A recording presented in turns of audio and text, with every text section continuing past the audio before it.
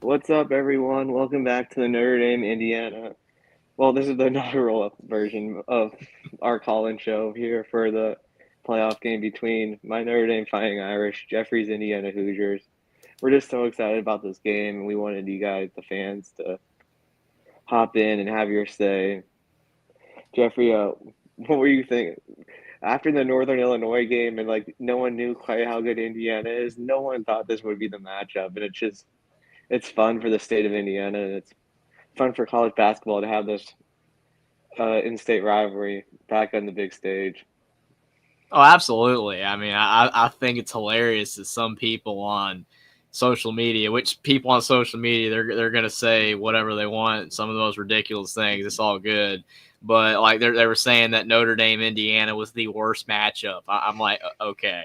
I mean, I would argue Clemson Texas could be worse. We know the brands, we know what they like Clemson's done, but like realistically, I think there's a better chance that game's a blowout than this game, or even SMU Penn State could be a bigger blowout than this game. Now, that doesn't mean that this game won't be a bigger blowout, whoever wins, but I don't think this is going to be the worst of the four games. And with the in-state rivalry being a thing too, I think this game could end up being the best of the four games. I really just disagree. Again, maybe it's my bias a little bit, but I don't agree with that. But I do like when you said about this game, no one thought that it would be in the beginning of the season, especially after Notre Dame lost, and no one thought Indiana was going to be here. Yeah, it's crazy because, I mean, I laughed so hard when Notre Dame lost that game against Northern Illinois, and fans were saying that Notre Dame's done. They're not getting in. I've said this multiple times. I was like, no, Notre Dame, if they win out the rest of the way, they're still getting in the college football playoff. Enough chaos is going to happen that an 11-1 Notre Dame with that A&M win, even with that surprise upset loss, they're still getting in the playoff. And what do you know? They got into the playoff. So it just cracks me up. People were really debating that. I don't understand that. I mean, Notre Dame was going to get in. People didn't think they were going to win out. But, I mean, realistically, we knew that Northern Illinois game was a fluke. It was a fluke. They rebounded from it and played great down the stretch of the season. And Indiana, I mean, they just kept winning. And, yeah, the schedule helped, but they just kept winning. And a loss against, at the time, the number 2 team in the country on the road in their house is just not enough to leave them out. So here we are. It was unlikely, but now we got a great match between Indiana and Notre Dame coming up. And even though a lot of people think it's going to be a blowout in the favor of the Irish, I don't think so. I think it's going to be a close game either way. But can't wait to talk about more of the matchup as we get into it. Yeah, and this game is on College Game Day. Like, this is the game day game of the weekend. Yeah, I'm that's sure they're big. going to. How many Hoosier fans do you think will make the trip? Like, I know a lot of Notre Dame fans bought the ticket before the selection show because they knew that they were hoping that the Irish would have the first round playoff game. How many do you think will make it? Because it's not a far drive, but the tickets are just expensive.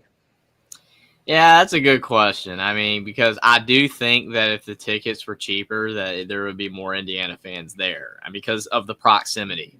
But I mean, wow, it is unbelievable how expensive some of those tickets are, and the fact that for an Indiana game, that prices are being demanded this high, that shows you how far Kurt Signetti has taken Indiana in 1 year. That alone, I mean, going into Indiana games used to be cheap, even for the road team, because of the fact like no one cared. Like, oh, well, we're playing Indiana. Yeah, just This like is Maryland. impressive. Yeah, I mean, I know this is a playoff game, and I know like Notre Dame is a brand team, but I mean, we're seeing $1,000 tickets. So yeah, it's just like the Ohio it's State crazy. game.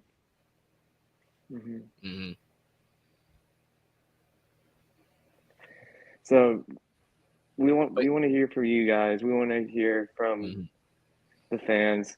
So feel free to, Jeffrey can drop the StreamYard link, and then. Oh, absolutely, definitely can do that. Definitely want to hear y'all's takes and opinions on this game. But I will say though, to directly answer your question, I do believe that it's only going to be a couple thousand, probably. Maybe at max like 5,000. they're jazzed up. Indiana fans are really hyped, but this is not. They're not. Notre Dame fans are not going to give away a lot of those for one, and two, they're just too expensive. Because I've seen people online say the 12 Indiana fans in existence. Well, that's definitely not true. Indiana does not have 12 football fans. If they only had 12, then they wouldn't have been selling out a 53,000, stadium, at Memorial Stadium like that. That's not happening. The one data point that we have with both teams was that Purdue game, and Purdue, the other Indiana team, not a good season, but both teams put up a lot of points. Of course, Notre Dame sat their starters at halftime, so it was all the backup to the second half. Yeah, Indiana had to keep the starters in to blow Purdue out to make a statement, and that's what Cignetti did. Like, he knew that if they barely beat Purdue, then people were going to try to justify that they didn't belong. We got a couple callers on the line. The first one that popped through, we got Hollywood Caden, otherwise known as Caden the Man. He's been on before with me and Jackson. Definitely want to hear his takes. Appreciate you for coming on, Caden. Oh my gosh, how long has it been? Well, it's been a while since we have talked for sure, absolutely. And I remember that when you called into the Alabama show, it was a great conversation then. So can't wait to hear your takes. Well, let me just say this first, Jeffrey. Finally, Caden the Man has come back to the OCFB. Who's your team, Caden? Jeffrey, I think I'll let you do the honors of saying my team just for your buddy that's in the top right corner of me. I think I've probably said it before, but Jeffrey, go ahead. Yeah, you did say it before. I'm trying to remember. What did you say? I remember. Yeah. Listen, we're the team that beat Indiana and also beat Notre Dame. Okay, Ohio State. Yep. I couldn't remember. I was like, Ohio State. Yep. That's all right. Well, if you like to, I would love to explain where I've been for a while, but it would probably take me about, I don't know, 2 hours. But I don't think you guys would want to hear about a trip to Europe that I did last month. That's cool. That's cool. That's really cool. Just went on a lot of trips to like soccer clubs up in Europe and went to PSG, met a lot of cool people. But I'll explain that on another day, another call and show. But Indiana versus Notre Dame, two top powerhouses of college football. Wow. I thought I'd never see this matchup in Notre Dame lifetime. Historically is a powerhouse. Indiana is not at all. But, recently, still the same for Indiana. They're not. And Notre Dame hasn't been what they were. But, they're still relevant every year. But I know what you mean. Like, this game was unlikely. But I still, people are trashing Notre Dame too hard, I still think. Like, Notre Dame is still a massive program. They just don't have the appeal they used to. But they're not like Nebraska. They're not Nebraska. But I know what you mean.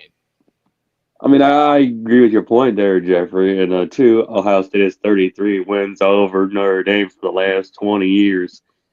So I'd like to point that out to your Notre Dame buddies' knowledge.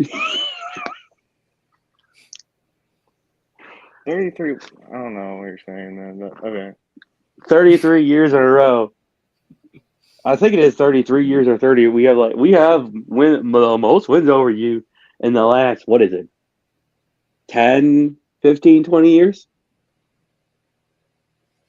I think Ohio it is State's 20 years. We haven't played programs in college football. That's Notre Dame has fallen off, but Notre Dame's still good. Still a good program. They're just not on Ohio State's level recently. But so, Kaden, what do you think of the game? And that's what I was actually going to get to, Will, if you would sit down and just relax. Notre Dame, Indiana. I'd say this is going to be a good game with a lot of close, but it's going to be close scoring. But I think Nady Kurtz-Sagney might take the Hoosiers to their first, actual playoff bowl game. that might give them a challenge. Because Notre Dame is a good team, but in my opinion, I want to see Indiana like get challenged, by like SMU, Clemson. I mean Georgia. Give them somebody that actually has a serious roster. That has a roster that has, the talent level of like, SMU, Penn State. How is SMU more talented than Indiana? I mean, realistically, I'm saying SMU is more talented than Notre Dame. No, that's no. SMU is not more talented than Notre Dame. Penn State, maybe, not SMU. Listen, I've said, listen, I've got SMU on the upset to beat Penn State because I feel like SMU is one of those, and I don't mean to cut it off here, but SMU is one of those dark horses like Syracuse, like Miami, Pitt, the dark horses of the ACC. So you don't know if they'll come out there and absolutely just tear the house down. So you never know. Crazier things have happened. Well, I mean, if SMU beats Penn State, it doesn't mean that they're more talented than Penn State, though. I mean, that's not true. If SMU wins the game, yeah, it's because they upset them. It was a surprise win, but they're not better than Penn State as a team. But the truth be told, I've got Indiana winning over Notre Dame because I hate Notre Dame's guts, and Notre Dame, to me, just don't like them. Don't like them Irish. So so that's your reasoning of picking Indiana. Like you don't like Notre Dame, so Indiana's gonna win. So like you just think Notre Dame's just not good enough. I mean, the thing, like, Notre Dame's a better team than Indiana, but Indiana's better than right now. Listen, right now Indiana's better than Notre Dame. Notre Dame, however, is overrated in my opinion. Well, we'll see on the field, Matt. We'll see on the field. I think Willis just say he wants Ohio State versus Notre Dame in the playoffs, which if they do, why don't y'all come up? Well, we'll see y'all in the playoffs maybe if y'all can get past Indiana. But if you do get past Indiana, then we'll really see whose teams are going to be the last one trash talking.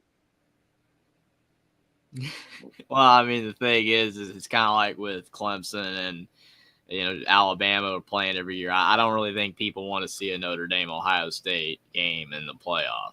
Like I like the new matchups, kind of like Indiana Notre Dame. That's a game that hasn't been played in forever, since '91. It's cool to see it again. And you're seeing an SMU Penn State. You're seeing games you wouldn't normally see. I mean, I get with your ties to Ohio State that you would love to see them play Notre Dame again and win again, presumably, but I don't think most of America would want to see that again. That game, even no matter who won. Personally, I mean, maybe I'm completely wrong, but I mean, I'm an Alabama fan as well. Like we've talked about this before because you've come on the Bama show, and I was getting sick of Bama Clemson every year for a while. I was getting old, and even in Bama Georgia, it's just like no, you don't want to see these games 3 times. You'd rather see Alabama versus like somebody like Penn State or Alabama versus SMU or somebody like different games to like TCU. Not necessarily worse teams. Like it could be Bama Ohio State. It could be Bama versus Clemson. Clemson again now wouldn't be as bad as it was back 5 years ago when it was happening every year. It could be Miami. It could be Pitt. I mean, it doesn't matter. You just want different matchups. I mean, you're gonna have like redos. Like you're gonna have, like Michigan, Ohio State could play multiple times in the same season. I mean, stuff like that. But you just don't want to keep seeing the same game. I think the thing that makes the playoff more interesting is that you're seeing different matchups. I mean, you're going to see teams matched up against Boise and Arizona State. They wouldn't normally play each other. Now, hopefully those games are good because a lot of people think they'll be blowouts, but only time will tell. But can I talk about Joseph's comment? Absolutely. Mm-hmm. So, Joseph, we did struggle with Mayava's running ability and generating a pass rush. But what makes me feel better about this game is that Howard Cross will be back, and he was injured for the USC game. And he was the best he's been the Irish's best defensive lineman at least the last 2 seasons. You could say the third because Isaiah Foskey didn't play that well his last season. So definitely feeling better about the pass rush because Rourke's just not as mobile as Mayava, and Howard Pross will be back, and we'll be playing against the Hoosiers. So yeah, like I understand why you do feel a little worried, but I do feel like the pass rush will be better this season, this game against Indiana than it was against the Trojans in LA.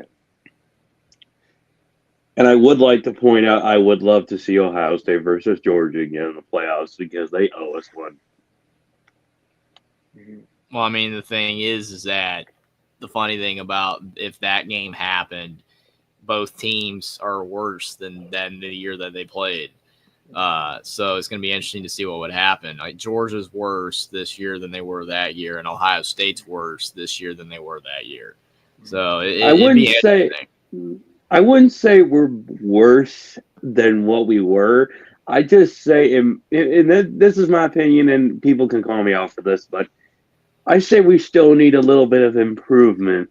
Not like a little offensively, but I feel like defensively we've got it. It's just we need to, and I probably can't speak for Georgia fans, but I feel like Ohio State fans would understand this. Like we need to end the game early. We need to end it off early. As soon as that second quarter hits, we need to start coming in, hitting hard, and we need to start making those big plays like forced fumbles, interceptions, more turnovers. We cannot allow the offense to be scoring more offensive points on our defense. We cannot be allowing the most rushing yards against the defense. No more passing yards against our defense. And I feel like Georgia needs to bring that up too in their locker room, because if they don't, that's going to be some really bad problems, and that could cause us huge problems, especially if we've got a big game, especially like Tennessee. We've got to bring it on defense. So as far as the OSU Tennessee games, if you're asking, yeah, I'm going to make sure I talk to some of the guys at Ohio State to make sure that they get that through their head, that they make sure like, hey, we need to end Tennessee early. Like we cannot be letting them score in the end zone for 3 quarters. We need to shut them down for 3 quarters. That's definitely how most teams can have success, is if you shut the other team down. If you prevent them from scoring, then you win. I mean, like Notre Dame put up 49 on USC in the final week of the regular season, but they gave up 35. Doesn't look good on paper. It's better to, win 24-3. It's something like that, because you shut the other team down. So, yeah, I mean, if any of these teams do that, if Ohio State does against Tennessee, if Notre Dame does against Indiana, you shut the other team down for a majority of the game, you're most likely going to win. It's going to be interesting, though. I can't wait for the games. I think Indiana Notre Dame might be the best game, but if it's not Indiana Notre Dame in the first round, then it's probably that Ohio State Tennessee game. Both games are going to be really good. And I can agree with you. And like I said, Ohio State in that game against Tennessee at home, I know it's at home, but we still need to bring it 100%. We cannot be allowing Nico to be throwing that ball. Georgia made that mistake on defense that they let him throw the ball for 2 quarters. We cannot be letting him throw the ball for 3 quarters, not even 2 quarters. We need to end him off early and the running game off early, and we need to give Josh Heupel and them a few problems, because now I will say, if you're talking about blowouts, I'm expecting that game to be Ohio State, Tennessee, like 35-3 or like something like that. But that's the thing we need to do. And especially, with Indiana and Notre Dame, I feel like that's going to be a close game, but it's like, maybe Indiana's got an edge over Notre Dame, or Notre Dame's got an edge over Indiana. I don't know. We'll have to see about that as far as it's concerned. Mm-hmm. Oh, and Spaz is in here. Hey, could you bring in Spaz? Spaz. Okay. I don't want to clutter. We can bring him in for a second, but I don't want to clutter the call-in show. Jeez, yeah. But we gotta duck loose in the building. Damn it! I can only be here for a few minutes anyway, so I just wanted to. No problem. I just wanted to come in and say, hey, what's up, Caden? Appreciate you for coming on, Spaz. Great season for your Ducks, Spaz. Thanks, Wendy. I haven't seen you in a while. I know. I'm an East Coaster, and I got to get up at 7:15 for work, but I appreciate what you guys do on your show. Yeah, it's tough being on the East Coast, man. Like I want to come on after dark more like I was earlier in the season, but it's just hard. I know we haven't seen our teenager Jeffrey in like weeks. Yeah, I know. I almost came on the other night, but I've been pretty tired, so like Will, just trying to get sleep. But I'll be back on soon. It's always a blast talking, man. Well, hey. All I got to say is this has got to be a fun weekend. Well, fun couple of weeks for you and Wendy. You guys get to go back and forth at each other. You representing the Indiana channel there, Jeffrey, and Wendy, of course, the big Notre Dame alum. So that's got to be fun for you guys. Kind of a dream come true matchup. Absolutely, Spaz. It's awesome. I'm really excited about it. Will's excited about it. Appreciate the shout out, Spaz, for sure. But yeah, I mean, it's going to be a fun game. As far as you're concerned, worry about Tennessee first. As far as you're concerned, Spaz, we don't need to be worrying about Tennessee. I'm gonna see the guys later this week, so you don't need to worry about them. As far as you're concerned, you Ducks need to get ready to rumble because you've got some big problems coming up your way. And I'm gonna tell you what, you thought Autzen was gonna be bad? Just wait till the playoffs, then you're really gonna feel the pain. Yeah, well, you got to come to the Rose Bowl first, so that's the Rose Bowl challenge. The Rose Bowl. Sir. Ohio State was born in the Rose Bowl. Like, come on. Come on. The Rose Bowl's our home. We won the most Rose Bowls. Come on. I mean, we beat USC in the Rose Bowl more many times. And Tim and what's that guy's name? What's that other guy's name? What's that other guy's Tim name? Tim and Matt. Yeah. Matt and Tim, I'll tell you what, if I had $1 for every time Tim and Matt got upset at me about me calling in, oh my gosh. I'm telling you what, the jealousy rating is really off the charts since we beat their butt too many times. But as far as I'm concerned, Spaz, I'll just tell you what, do me a favor, tell your Ducks, including Dylan and Gabriel, to be prepared because they better lock up their straps tight, tie their cleats up tight, because it's going to be one physical game if they got to play either us or Georgia. Either one, we're going to come in and beat y'all. We'll just go over the top like we did on the last time. We'll take Stewart over the top just like we did the whole game. Only this time we won't have a spitter, so we'll have both sides. We'll be going over the top on both of your secondary guys back there. Oh, shut it, Spaz. You ain't going to be running no ball against this defense because I'm assuring you, when I get in that locker room this week, I'm going to tell you what, it is not going to be pretty. And I assure you what, oh, don't worry, Oregon's going to be the first conversation we're going to be having in that locker room. Trust me. All right. Well, hey, guys, I got to run. I got to do our show here. Oh, no, there goes the duck. The duck is running away like a coward as always. I'm not impressed. I appreciate you for coming on, Spaz. It's always great talking to you, man, and good luck to the Ducks. Hopefully they do well. They've had a fantastic season. And outside the Wisconsin game, have been dominant, and Ohio State, but that's expected. They've been dominant all year. Very impressive. Train keeps it rolling right on down the track. Excited to see. The only thing rolling down the track will be us beating y'all in the Rose Bowl. We'll see, Caden. Have a good night, Spaz. Appreciate you for coming on. Have a good night, guys. All right, Jeffrey, let's move on to the next caller. Appreciate you for coming on, Caden. Made a lot of solid points about, Indiana and Notre Dame and stuff like that. Appreciate you for coming on. It's my pleasure, gentlemen, and it's good hearing from y'all. And if you smell what Caden is cooking. Later, boys. Later. Have a good night, Caden. Now we got our good buddy Jackson coming on the show. Appreciate you for stopping by, Jackson.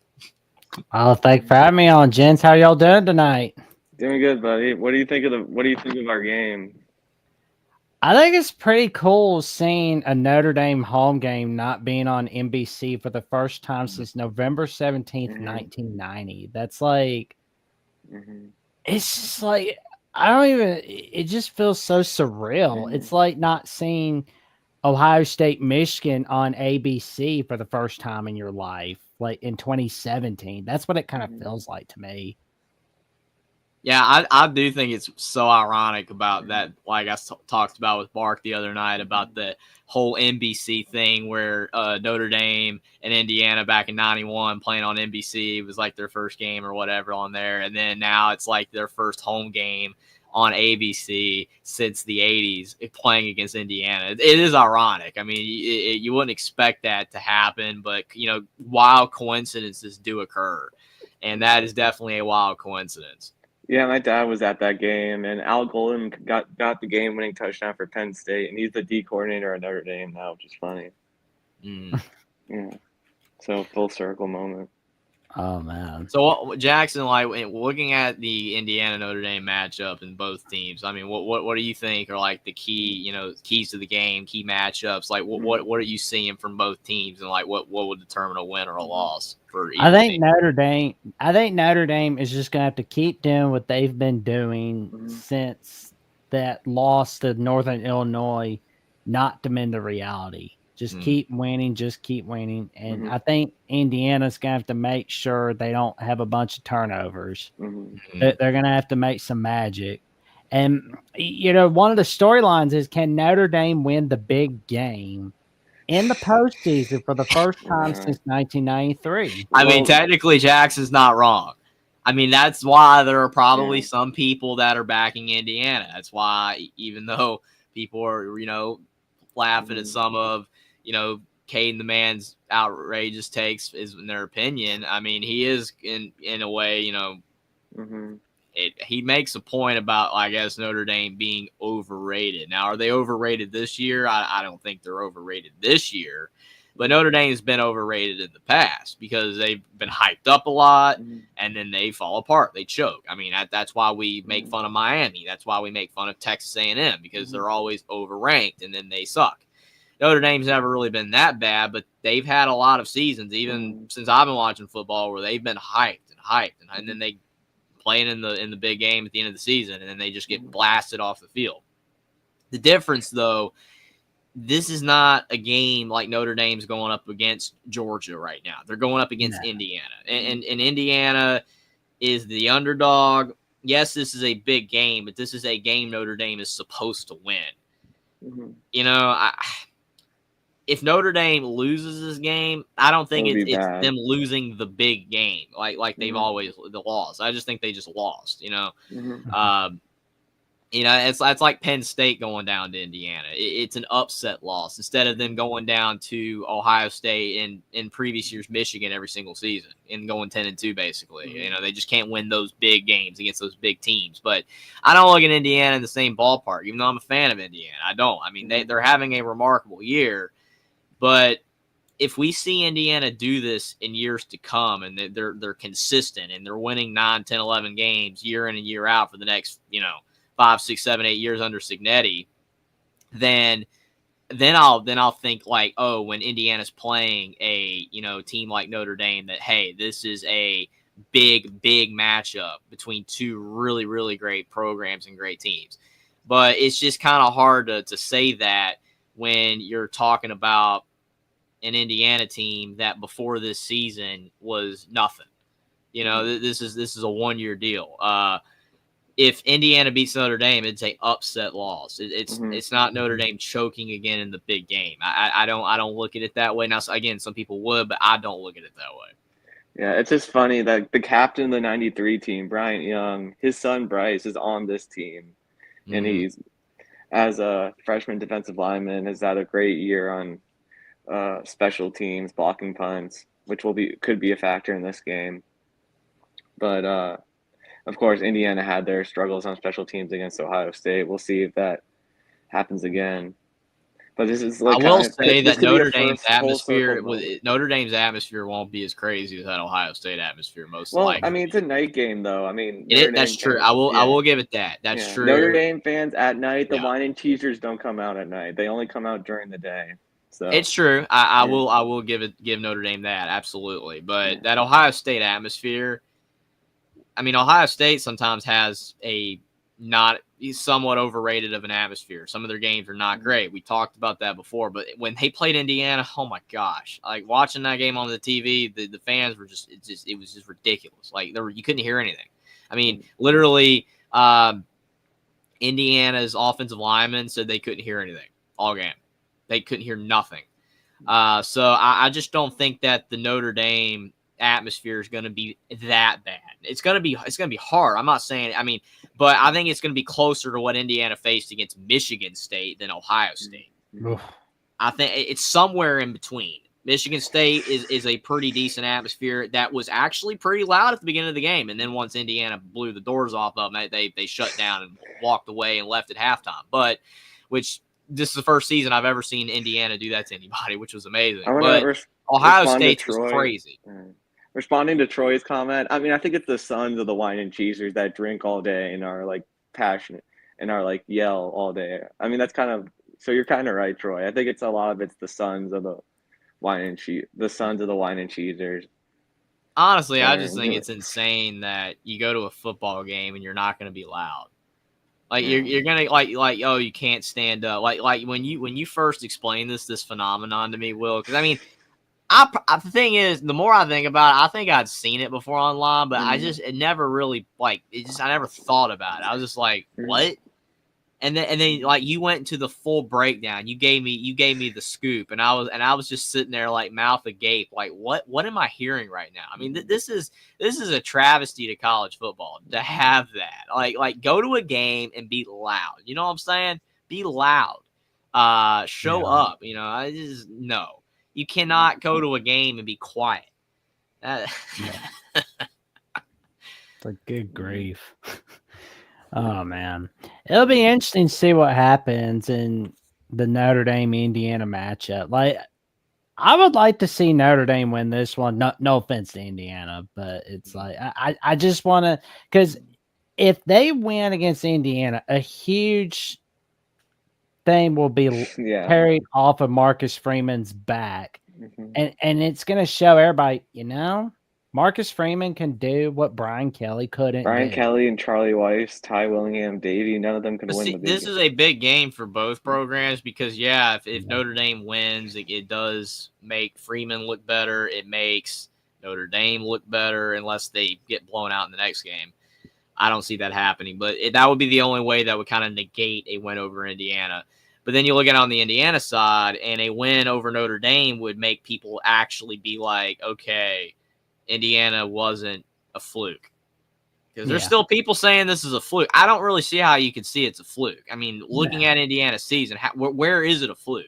There's no fluke. They blew out trashy teams better than anyone else did, and then barely beat Michigan, who ended up being a whole lot better than they looked at the beginning of the season. I mean, when Michigan beat USC or whatever earlier in the year and all that, you know, and Texas blew them out, right? Like, Michigan was garbage, absolute garbage at the beginning of the year. And by the end of the season, whole lot better. I mean, that they beat Ohio State. They almost beat Indiana. That's not the same team that sucked at the beginning of the year. It's just not the same team. I understand you can say effort. Oh, it's the they game. Still don't have a quarterback though. But they didn't have a quarterback. That I know that. But Michigan's team is in the top 25 as a whole for talent, and they finally figured out how to make it work with no QB. They made it work. And, you know, you talked a lot about perspective in one of the Alabama call-in shows, Jeffrey. Like, for example, Indiana UCLA earlier in the year. Nobody gave that any thought. It was like, UCLA sucks. Michigan, USC. Oh my God, great game. 2 weeks before them, BYU, SMU. SMU doesn't belong in the ACC. Months later, things change. Things change real quick. I'm just saying, like Indiana, if they beat Michigan 20-15 in week 4 of the season, then that looks worse. But I'm just saying, like, the only reason people are trashing Indiana is because they're not a brand. That's just the way the media works. You got to beat down the little guy. That's just the way it works. If you're a big brand team, big bad wolf, whatever, analogy you want to use, then you all good, man. But you got to blow that little house down. You won't hear me complain about it's going to take years for Indiana to be able to change the narrative. This game won't even completely change the narrative. It's the same thing with TCU. Like you had the 1 year, you even got the win. You beat Michigan, and TCU's legit, and then they got blown out by Georgia, and they've never been heard from again. They had an okay year this year, but you know what I mean though. Like no one cares. Like, and if Indiana does the same thing, then people are just going to say this year was a fluke. You know what I'm saying? So this game doesn't even completely change the narrative. It just kind of makes some people say, well, Indiana beat Notre Dame. That's a good win. It kind of shows that they weren't trash. They're not trash, but that's just what some people are going to say regardless. But, yeah, I mean, Indiana's going to have to win like this for years, to change the narrative. And with Notre Dame, again, beating Indiana is not going to completely help Freeman. It's just going to help him somewhat. And if he continues to do this in the future and next year makes the playoff again and wins another big game, then you're going to start having people treat him differently. Like all people want from a James Franklin is that one win. Can you just give me that one win, man? Can you do that? Can you get that one win? And every time in that game, he loses. And if Freeman does the same thing, he'll just join the group. You can't do that. You have to be – and Ron Day's starting to get it now. Ron Day's starting, but he's added to the list now because he can't win the one game against Michigan. But that's what happens. I mean, remember Harbaugh? He couldn't beat Ohio State. Oh, he couldn't beat Ohio State. He couldn't beat Ohio State. He couldn't beat Ohio State. He's going to get fired. Then he beats Ohio State. Then he wins a championship. Now he's doing great at the Chargers. He's a great coach. He's one of the best coaches in this. Remember when people said he should have been fired and then he sucked and he was trash when he lost to Indiana and he couldn't beat? Okay, yeah. So, yeah, that perception, like you said, like what I said, and yeah, you have to do it consistently year after year after year. It's not just one game. One game's not going to completely change narratives. It's like I don't ever really like to base things off of 1 week. I like to base off 1 year, 2 years, 5 years. You can't base it off of one bad day because that's throwing the baby out with the bathwater. There's just things you don't do. And, like we all hope for Marcus Freeman to win that big game or James Franklin to win that big game, Jim Harbaugh to win that big game. It's like hoping for Tom to finally get Jerry. On like those or Wile E. Coyote and Roadrunner. Exactly. Like, where, like hoping for Marcus Freeman, Notre Dame win that big game. It's kind of like that Tom and Jerry cartoon where like Tom is trying to get that $1 million, Jerry's kind of being an ass to him, but then he's like, gee, I'm throwing away $1 million, but I'm happy. I love that one, man. That is one of my favorite Tom and Jerry episodes, man. I'm throwing away $1 million, but I'm happy. It's so great. It's so great. Like I love how people say like Tom and Jerry shouldn't talk, like they shouldn't have any words. You got no complaints. You remember that one movie where they talked in the whole movie, right? The 92 it's like movie. In the cartoon though, the old episode, they did talk. Yep. Sometimes, but it was done for comedic effect. I look at it the same way as like SpongeBob now with the new episodes where the faces are wacky all the time. And it's like in the old seasons, iconic wacky faces, but the difference is they knew when to use them for comedic effect. They didn't do them all the time. They didn't overuse them. They knew when to use them. And that's with Tom and Jerry. They knew when to have them talk. Those iconic lines, man. I love it. But yeah. So there we go. That's me going off on my cartoon tangent. Sorry about that. Sorry about that. But if Notre Dame does lose to Indiana at home, it'll be the first time in quite a while that it's happened. Can we talk about some of Troy and Joe's comments? Oh, sure. Absolutely. So this Troy V one, I mean, this is where I think the game will be won. If Notre Dame's offensive line, which it's kind of been a ragtag team of like young guys and castaway guys, if they can control the line against Indiana, which Indiana has the best run defense in the country, I think, statistically. But if Notre Dame can make some holes for Jeremiah Love, then he's as good as anyone at breaking tackles. I think that could be where Notre Dame could maybe extend the lead a bit. But if IU can control the line and limit the big runs, I think that's where that gives Curtis Rourke a chance to win IU the game. Do you agree? The thing that people don't understand about that Ohio State game is that Ohio State's offense did not beat Indiana. Mm-hmm. They did not beat Indiana at all. Judkins and Travion Henderson ran for nothing, like at all. Didn't do jack in the game. Indiana outgained them on the ground big in that game. And then you talk about the fact that a kick return for a touchdown, that there was a clear hold. It was a very clear hold on Ohio State. Didn't call it. Even they don't call many holds. They don't call many holds in the Big Ten. That's so touchdown Ohio State on that. Then the muff punt. That's just dumb. That's stupid. It should not happen. Stuff like that's why Indiana lost the game. Ohio State didn't do anything. I mean, Will Howard threw a couple touchdown passes, but one of them was because they were at the freaking 10 because of the muff punt. Like, okay, like I'm not impressed. Riley Leonard does not do anything for me. Now, could he have a great game against Indiana? Sure. I've watched the guy tons. He is not that good. He doesn't throw it that far, but he's been not accurate. That good. He's been accurate. Yeah, he's accurate, but he's not an NFL quarterback. That guy's not an NFL quarterback. The only way that he's making it in the NFL is if he develops down the field passing. You cannot be an NFL quarterback throwing 5-yard passes all game long and then using your legs. I mean, Tim Tebow used his legs a ton in college, and that's great, but then he goes to the NFL, can't use his legs anymore, and because his passing sucked. I mean, I know Riley Leonard's a better passer, but what I'm saying is that in the NFL now, you have to be really good, man, to be a starting quarterback in the NFL. It's kind of getting competitive. It's really getting competitive. It's not like it was back in like 2010 where almost any guy got a shot. It's not happening anymore. And I'm just not been that impressed with Riley Leonard. He's not the reason Notre Dame's 11-1. Yeah. The reason why Notre Dame's 11-1 is because they got a good run game and they've got a good defense. And that's where Notre Dame's going to win the game.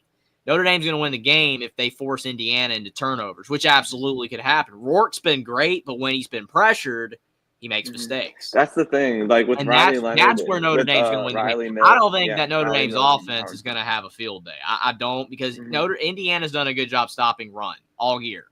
All year. I mean, Michigan didn't run on them. Ohio State didn't run on them. Washington didn't run on them. All the teams in the Big Ten that had great run offenses, they didn't run on. That doesn't mean Notre Dame won't. Maybe Jeremiah Love just goes crazy. But I'm just saying, until I see Indiana give up a lot of yards on the ground, I don't see it. Indiana's done a great job on the ground on defense. I think the difference in the game is if Indiana just does not turn it over, they could win. But if they make 2 or 3 mistakes like they did against Ohio State, then the game is going to be in favor of Notre Dame. I don't think Riley Leonard is a big factor in this game. I don't really think he's a factor at all in this game. I could be wrong, and I'm sure Notre Dame fans are going to go at me for saying that. But I mean, he can make the 20 to 30 yard pass. It's when he goes for the home run ball that sometimes he just completely underthrows it. But he's been better at making the slightly deeper passes lately.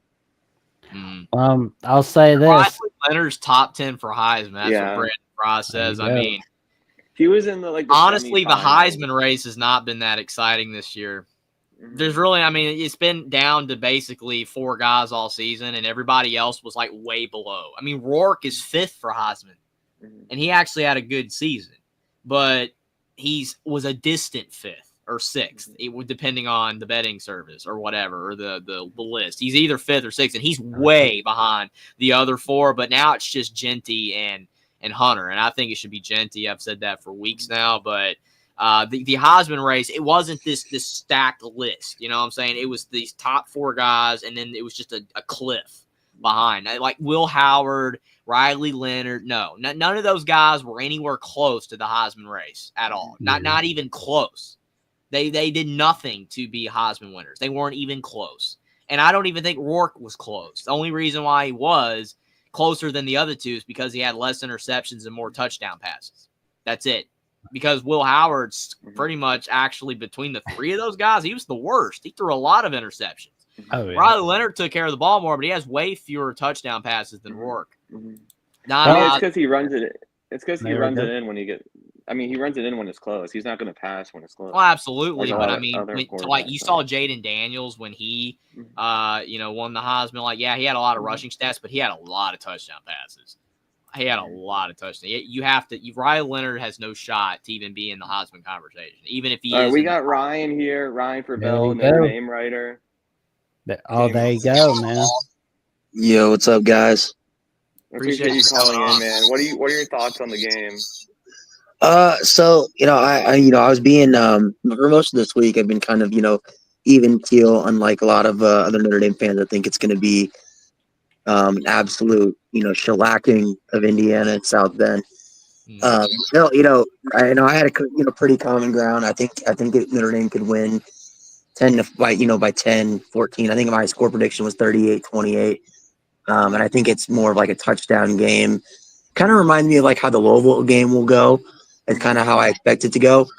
And that was my original thoughts until, some Indiana fans on Twitter kind of been talking out of pocket a little bit, thinking that they're going to come into South Bend and beat us by 20 plus. I think that's just a mixture of they're so excited because they've never seen Indiana this good before, so they don't really know how to talk crap the right way. Nebraska doesn't know how to talk crap either. They said they were going to beat Indiana by 40. Nebraska fans, man. Yeah. So now after seeing that, I'm kind of like, I was talking to Space. I'm like, I kind of want to beat Indiana by 50 now. But Yeah. in all seriousness, I think it'll be a good game. I think Indiana matches up better with Notre Dame than they did with Ohio State because the way Indiana, the weakness of Indiana's defense is by far their secondary. Ohio State had the athletes to take advantage of that through the air. But I will say that I think Notre Dame's running offense is better than Ohio State's. And if I remember correctly, didn't Seth McLaughlin go down against Indiana, or was that after? Was that the Indiana game? Do you remember, Jeffrey? Was He that got the Indiana hurt game? before the game. Before the game, okay, yeah. So I think that it's going to be the key. Obviously, Indiana is going to have the same game plan that Louisville, Texas A&M, every other team we've played has had, is where they're going to stack the box and try to make Notre Dame throw. Which I think Notre Dame's faced that all year, so that shouldn't be a problem. I do have a concern about Notre Dame trying to be too cute, because that's what's gotten them a lot this year. Is early on in games we try to be a team that we're not, and I wouldn't be surprised if Notre Dame receives the ball first play of the game. Notre Dame wants to take a deep shot to catch Indiana off guard. That's just not our game. That's just not our game. I think if we stick to our bread and butter, you're eventually, and you don't make mistakes, kind of like you were talking about with Indiana, is if Notre Dame plays their game and doesn't make mistakes, doesn't turn the ball over, I think eventually later on in that game, the talent differential between Notre Dame and Indiana is just going to show. And I think that's where you get the 10-point, 7-point separation. But yeah, I mean, I don't think this game will be a blowout because I think Coach Signetti is too good of a head coach to let that happen. And I think he's going to make those guys learn from what happened against Ohio State, and they're not going to allow that stuff to happen again. So, absolutely, fantastic analysis, Ryan. Because like most of what you said, I completely agree with. I mean, for real, I keep saying again and again that Indiana did not get blown out against Ohio State as much as the score would indicate. It was a much closer game than that. And most of Indiana's errors were either the refs being garbage, which I don't foresee this being as big of an issue in this game. And the second reason is Indiana made two really stupid mistakes. And it was their first big atmosphere all season. And like you said, Ryan, I do think that Signetti is going to have the team better prepared the second time around in potentially a slightly less hostile environment. It's going to be hard. It's going to be tough. And it being at night, it's going to be an insane game. And like I said, super excited about it. But, I mean, I'm not making my prediction right now. Neither is Will, because we're going to do that next week. But, I mean – Notre Dame has a better than 50% chance to win this game by far, and I most likely will pick them to win. I'm not making that official, but I mean Notre Dame is just a better team. just like Ohio State's a better team. Indiana does not have super talented guys. Even the guys that are, like potential draft picks like Rourke, Mikael Kamara, some of those type guys, they all have flaws. That's why they were 2-star recruits or 0-star guys. They all have flaws. I mean, but Kamara is a beast, but he's like 6'1". Like most of the big programs have 6'4", 6'5", 6'6" edge rushers. They can just run all over the field. Kamara's 6'1", 265. He's just small, but he's good, and Cignetti's made him even better than he ever would have been. But he's just it's a limitation. And then the depth. People are talking about that too. Indiana does not have the depth that Notre Dame does and these other teams have, but it's better than it's been. So I think, like you said, it's probably going to potentially be a game that is tied going into the fourth quarter or so. Yep. But then at the end, everything comes together, the crowd, the atmosphere, the night, just everything, the depth of Notre Dame, and Riley Leonard makes a big play or something like that, whether with his legs or, through the air, whatever, and then they win. Notre Dame by 7, 10, or even 14. I think that's just how the game's going to go. I don't see it being a blowout. If it is a blowout, I think it more speaks to Indiana not showing up. And I wouldn't say not showing up, but making the same errors they did against Ohio State and losing more so than Notre Dame. But I could be wrong. I mean, if Notre Dame plays great, they can blow them out. But I think if Indiana gets blown out, it's more Indiana's problem. The biggest fear about this game is that if it's close and we have to kick it. Yeah, I don't trust Mitch Jeter. Yeah, I mean, kicker's been good, thankfully, all season. So that's and it sucks because, I was just watching the game film against Texas A&M a couple nights ago, and looking back, and it's like Mitch Jeter hit 3 field goals, was 3 for 3, all from 40 plus, and they were all perfectly right down the middle. And I'm like, where is that guy? Yeah, where is that guy? He's definitely injured still. He's not 100%. Yeah, where's that guy that while he was at South Carolina had only missed 2 field goals his entire career, both of which were from 50 plus, and he had never missed a kick inside 50. It sucks, man, and that's why I hope it doesn't get to that point. I think eventually it's going to at some point in the playoff. But to your point, I think if this game, there's no way this game is a blowout unless Indiana just completely pulls, kind of like what happened with Army and Navy when we played those two teams, is turnovers cost them from the beginning, and our defense is so opportunistic. If you turn the ball over, once you start doing that, when it rains, it pours, because then you start forcing more things to make up for the mistakes you made on the previous drives, which then leads to more turnovers, and our defense feeds on that. So you can't do that, and I think it does help that you have a guy who's I think, was he a 5th-year guy? I believe Rourke's 5th-year guy, correct? Yeah. Yes. So he's played a lot of football. So I think that's helping you guys in that corner. I've been impressed with what I've seen from Rourke. I think that he's one of the better quarterbacks in the nation. One thing I did want to point to, though, is that I think that this defense, not necessarily along the D-line, I think Ohio State's D-line was better, but in terms of the back end, I think this will be by far the best secondary that Indiana's faced all year. And my question is, because you would know more about Indiana, I know that Elijah Surratt is super talented.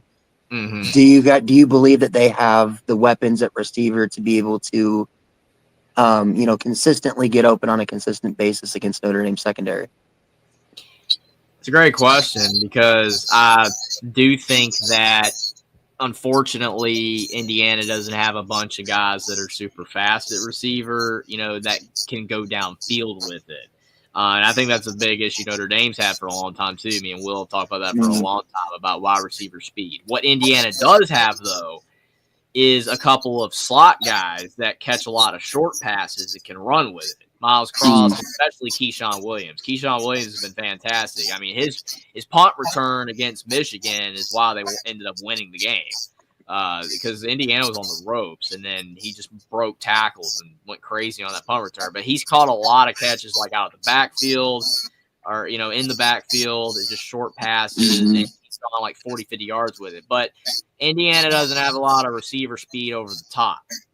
Surratt's the fastest guy that can run downfield, but even then, sometimes against really good, secondary guys, he can't break open. So Indiana is probably going to have to try to, dink and dunk a decent amount, like Riley Leonard probably will do, and then hope maybe they can break one or two downfield. But I think the biggest key in this game, honestly, is that Indiana has to be able to run the football.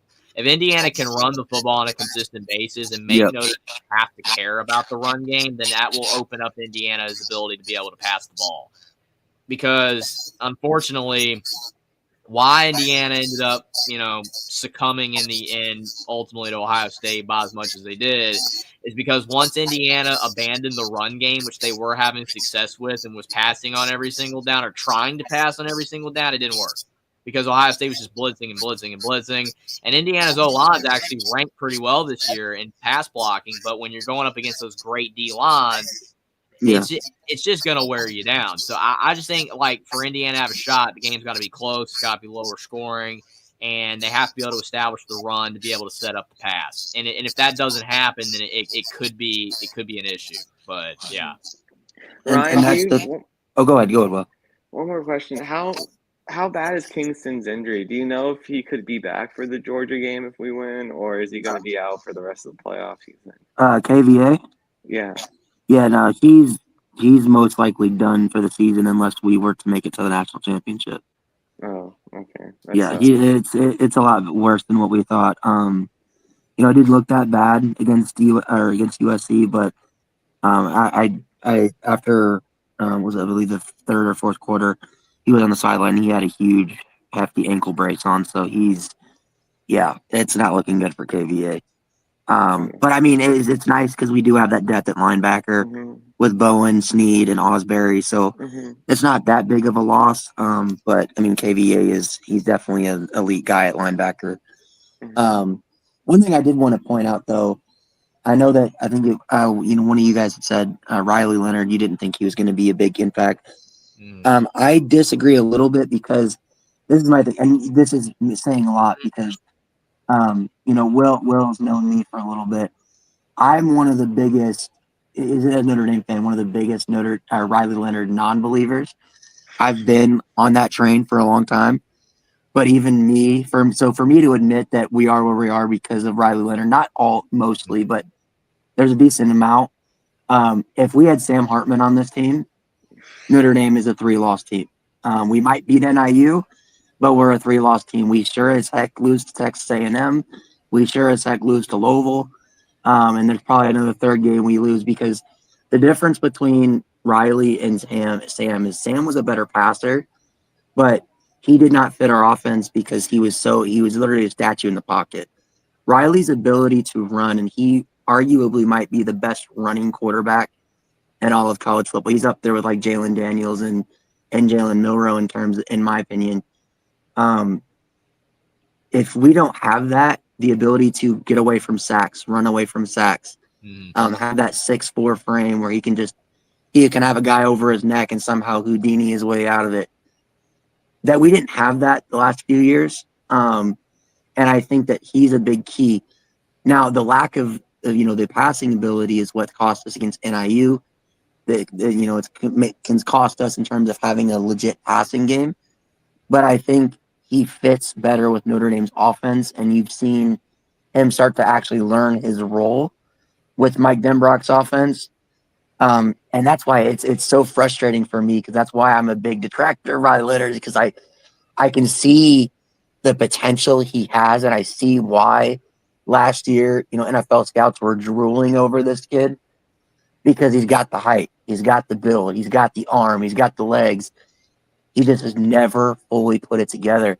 And that's what's so frustrating is if Riley Leonard could even just be an above average thrower, he's a second, third round pick just based off intangibles. But he's never been able to do that. But yeah, I do think he's a big reason of why we are where we are.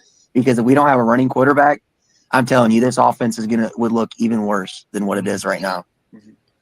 Oh, I agree with that. Absolutely on Notre Dame's 11-1 season being a big part of Riley Leonard's play. I just don't think that this game's going to be that much determined by him. That's all I meant. Yeah. I just don't think that whoever, like, if Indiana, loses this game by 20 or wins by 10, like, I just don't think Riley Leonard's the biggest factor in this game. I think a lot of other things are going to go right or wrong for either team and what determines the result. Just because Riley Leonard just isn't that guy that's going to go out there and, post 5 or 6 touchdowns and just completely destroy you. I mean, he could, but we haven't seen that. Like, he's a guy that, he passes for 170 and a touchdown, and he runs for 50 and 2 touchdowns. That's Riley Leonard. I mean, he doesn't completely blow the doors off of nobody. Like I said, if Indiana loses, it's because they either made a lot of mistakes or Notre Dame's defense was just insanely good and figured IU out, and if Indiana wins because, they force a couple turnovers, maybe that's one of, like, Leonard's mistakes. Like, if Leonard throws a pick, that doesn't mean they're going to lose. But you are right. I agree with that. I mean, maybe I worded it a bit wrong, like, to really say Leonard, the way I said it made it sound like he's, like, just not a factor at all. That's not true. I just don't think he's a massive factor in this particular game. But for their season, yes, you're absolutely right. He has made Notre Dame better. But I do think it's more because of Notre Dame's, like you said, their offense being tailored for him. Because Sam Hartman was fine.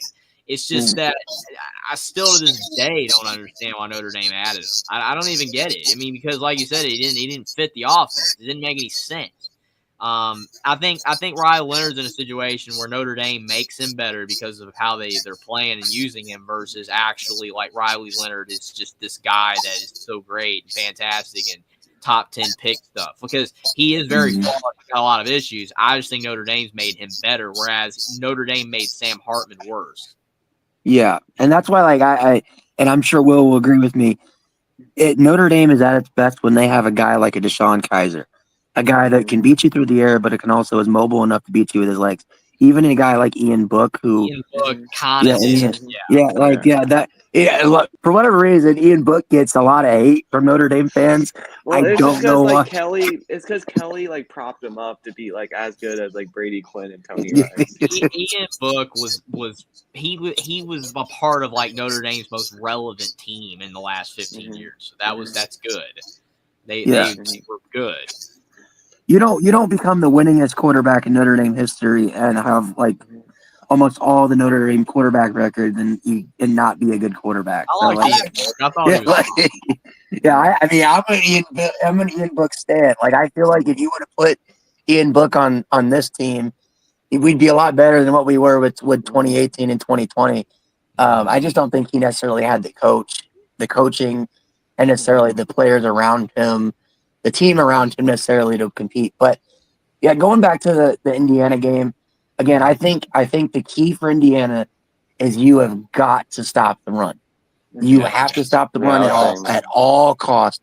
And my biggest question is, I was going through Indiana's schedule. I've been watching I've watched all the games from, like, week 1 through week 7 right now. I'm still, going through the tape because that's kind of what I do when we have an opponent like this.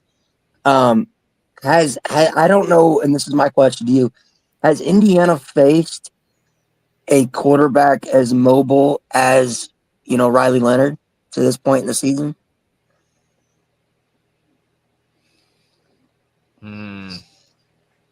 It's a good question.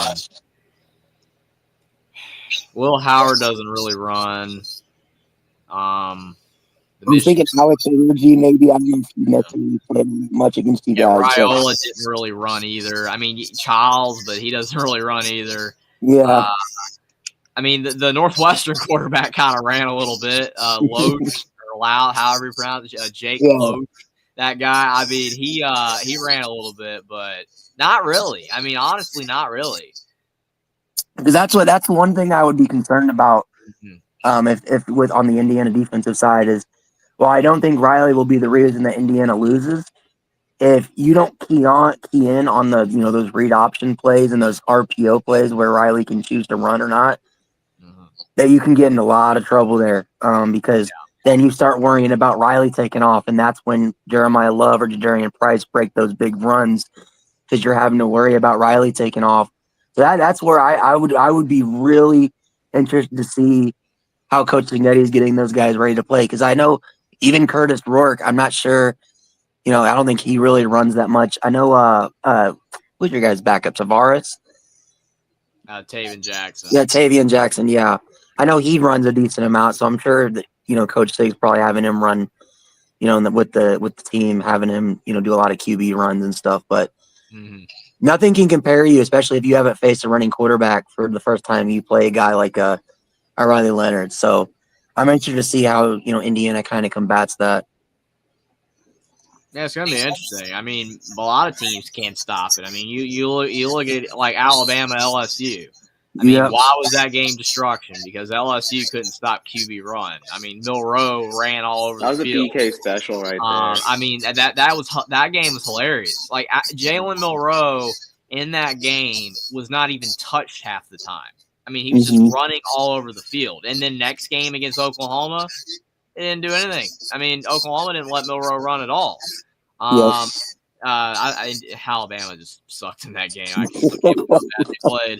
But yeah, I mean, like, it's going to be interesting because the thing is that I do think that Indiana can afford to give up some running from Leonard in the backs, but they can't allow the big chunk plays like you said. I mean, if they're giving up 5 and 7 yard runs, consistently, that's a problem because you're probably not getting them off the field. It's taking away possessions. But if you're giving up the 50-yard runs, then you're cooked. You can't do that. So, I mean, it's going to be interesting to see how Indiana is able to stop that because I don't think Indiana's going to be able to stop their run game at all. I mean, that's not happening. I think that Indiana's done a remarkable job stopping the run, but they're not going to stop the run of Notre Dame. It's not going to happen, but can they just limit it? If they can limit it, then they can win. They just can't give up the big runs because they did that against Ohio State. I mean, I know in the chat saying that like Ohio State's running backs are overrated and all that. That's fine. I get that, but at the same time, still very talented backs, and Indiana shut them down, both. But like you said, Ohio State doesn't have the element of a running quarterback, so it does make it different. So it's interesting. I mean, like you said, I mean, if Leonard had an arm and Notre Dame had like a couple good receivers, I mean, they could realistically win the whole thing easily. But they just don't have that. They just don't have the receivers, and they just do not have passing a game. And that's what's going to limit them from being a potential title winner because everything else, the team's fantastic. Notre Dame's really darn good. But I mean, could they still win it all? Yeah, there's a shot. I mean, any of these teams have a chance. Indiana has a chance, even if it's 1%. Notre Dame's probably 8 to 10%, but there's a chance. But it's just it sucks for Notre Dame that they just are missing a couple things that probably would actually make them a legit title team. Even though they have a shot, but it's just a lot slower because of those flaws. Yeah, and this might be a hot take. And I genuinely feel this way just watching all the teams just on our side of the bracket. State, or Texas, but I think, out of Indiana, Penn State, SMU, Georgia, the teams that we possibly could face in this tournament, I think Indiana matches up the best with Notre Dame in terms of what Indiana's strength is on defense and what Notre Dame's strength is. Weaknesses is on offense, and that might sound crazy to say because you got the Georgia Bulldogs right there. But if you paid attention to Georgia the last few weeks, Georgia Tech game, man. Yeah, like Georgia gave up over 250 plus rushing yards to UMass, over 200 to Tennessee, over 200 to Georgia Tech. So that feeds right into what Notre Dame wants to do. Indiana's got the number 1 rush defense in the nation. People can say all they want about the schedule and all that kind of stuff. Nobody had a problem with Michigan having the number 1 defense in the nation, even though they hadn't really played anybody with a pulse either last year. And it didn't matter when they got to playoff time. And I think Penn State, I think Indiana matches better with Notre Dame than Penn State does. Because I don't really think Penn State's all that good of a team. You saw what Oregon did to their defense. So how good really is Penn State's defense, And then, of course, SMU and Boise, that's kind of self-explanatory. But yeah, I mean, that's kind of my hot take. I think Indiana it matches up the best with Notre Dame. Now, is that me saying I think Notre Dame goes to the national title? No, I still think that we probably lose to Georgia. But we got to get it. I mean, we got to get out of Indiana first. But yeah, I mean, that's where I'm at. I think Indiana has a legit shot to get Notre Dame. Mm-hmm. Yeah, absolutely. I do think it's funny that some people online are like, "Oh, can't wait for that Notre Dame Georgia game," and I'm like, yeah, you got this game first. Like, okay, I mean, it's not like you're playing the Citadel. That's what's funny. I mean, trust me, like Notre Dame most likely will win, but most Notre Dame fans are realistic to the point, be like, we've got to beat Indiana first. But there's a few. Just like there's a few, I mean, it's social media. That's why I don't really take it seriously. Because, I mean, yeah, there's a few Indiana fans like, oh, we're going to beat Notre Dame. But no, I mean, that's like probably two people that are just nuts, you know? Like, the reason why I laughed at Nebraska is because the majority of the Nebraska fan base was saying they were going to beat Indiana by 40. So, I mean, that's on them. They all said it. So, but with Indiana, it's just a couple crazy fans. And Notre Dame, it's a few strays as well. Most people legitimately think this is going to be a game, even though most people do think Notre Dame will win. I mean, they're favored by 8-10 for a reason. But I mean, yeah, like Notre Dame fans cannot overlook this game. The team doesn't need to overlook this game, and Indiana just needs to do everything that they possibly can to show up. Just not let the moment get too big for them, because you never know if it'll happen again. Just ball out. And you never know, you might end up winning. That's Indiana just doesn't need to think. Like, they just need to play ball. That's it. And for Notre Dame, it's basically the same thing. You can't play scared like, oh my gosh, we can't blow this game. We can't this will look terrible. No. For Notre Dame, just play like you did against Virginia and Purdue and all that. Treat Indiana like you treated those teams, and you won't win by as much, but you'll win probably by 17. Or 20. I mean, just do that. Both teams just need to ball out. Don't think about it being a playoff game. Notre Dame doesn't need to think about all the times they've choked in these big games in the past. And Indiana just needs to be like, hey, we belong. Like, prove that we belong. Don't freak out and all that kind of stuff. Yeah, I mean, I've told some of my Notre Dame fans in our group chat that have already been like, everybody, when they first announced that we were going to get this home game, they was like, we're buying our tickets. Everybody's going to go, because we assumed, we're going to play in Alabama. We're going to play a Southern team playing in the cold. And then the minute it was announced Indiana, everybody was like, man, I'm not wasting my money on going to watch Notre Dame play Indiana. I'm going to sell my tickets for triple the price, because we know Indiana fans will probably pay it. And then I'm going to go book my hotel and buy tickets for the Sugar Bowl. And I'm like, you guys need to chill out, man. We lost to NIU at home. Can you come on, man? You can't do that. But yeah, and then I'm hoping that it's a good game, and who knows, maybe this could re-spark a rivalry, because I mean, we know Purdue's not doing anything; they're not bringing anything to the matchup anymore. So I mean, can we swap out Indiana for Purdue? Because I mean, we both beat them 66-0, which is also a crazy stat. But yeah, I mean, I'm hoping for a good game. And I mean, I think we're going to get a classic in South Bend for sure. Absolutely. I'm looking forward to it. 9 days away still.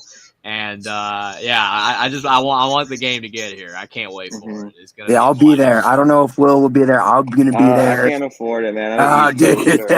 I got lucky. I don't think most people can afford it, but dude, I got lucky. I bought my tickets a week and a half ago when they were like $200, $300 a ticket, and I was like, gotta hurry. That's a steal. That's a steal. Yeah, but I appreciate you guys having me on. I gotta go, do some stuff with the wife. So I appreciate you guys having me on, and you guys do a great show. But appreciate it, Ryan. Yeah, thanks, go Irish and beat Hoosiers. Go Irish. We got Abel here talking about tickets. Abel, I would go to SeatGeek. I know Notre Dame's partnered with SeatGeek, so I would say you're less likely to get scammed there. But we got Mark here.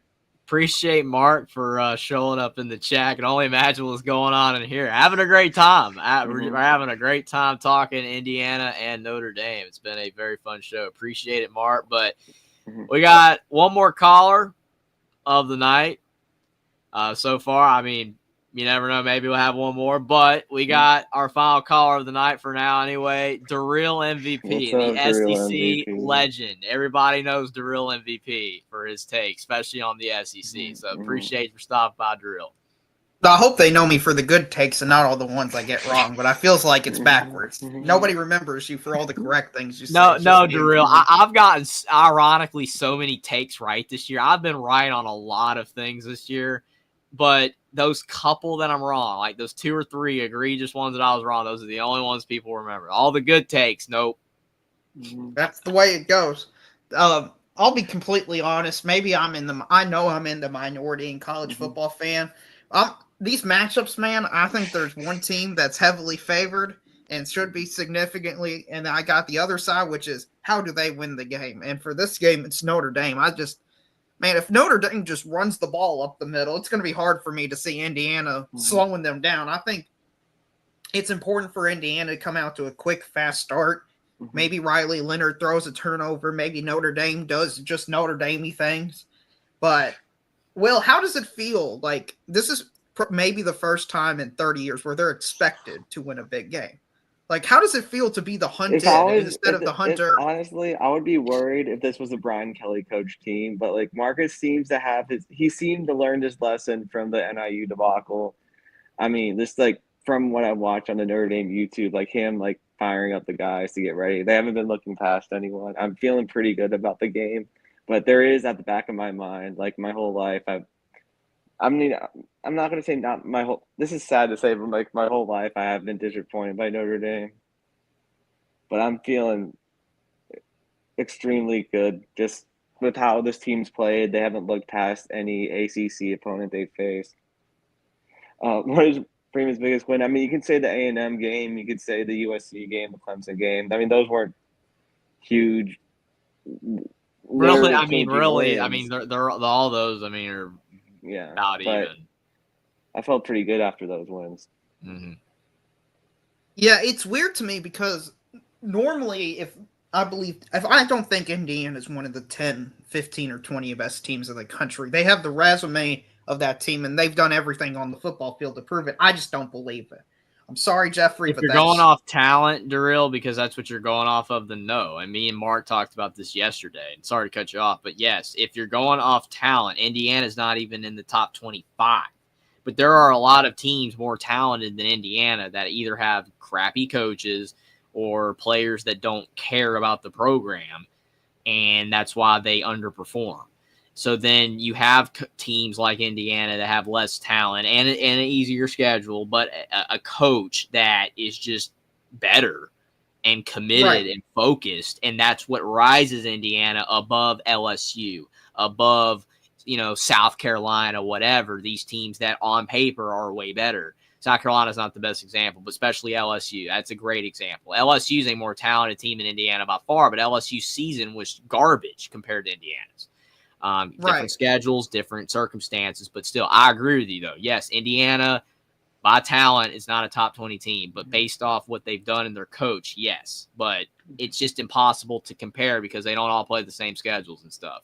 I understand that. And the game that doesn't concern me, it concerns me more is the Michigan game, not the Ohio State game, because Ohio State, outside of the Michigan mental meltdown because they're a soft program with a soft head coach, and they're just Charmin soft. Maybe they'll get an NIL deal with Charmin with how soft they are. But the Michigan game, Indiana should have won that game by 14 to 17 points if they are legit, in my opinion, one of the 15 or 10 best teams.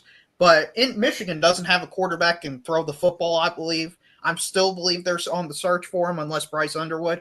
And for Indiana just to kind of play around and have a legitimate chance to lose that game tells me that Indiana on the lines of scrimmage just can't compete. I know Michigan's got a superior defensive line than Notre Dame. But I don't think but this is going to be one of the best defensive lines Indiana's going to have to play and best offensive line because Notre Dame's just that talented. So I think Riley definitely Leonard's the best offensive line that Indiana's played.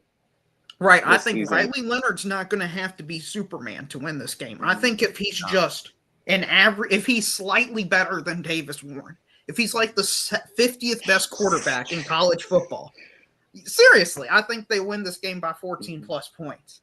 Like, I think this will be close at halftime. It'll be like 17-10, 17-7. But I think that third and fourth quarter, I think it could get ugly. I mean, I think Indiana may need to go for an onside kick at the beginning of the game to try to throw Notre Dame off, throw a few trick plays in there. Because if Indiana just lined up and matched with Notre Dame and didn't do any pizzazz, I just don't see how they're going to be competitive, to be honest.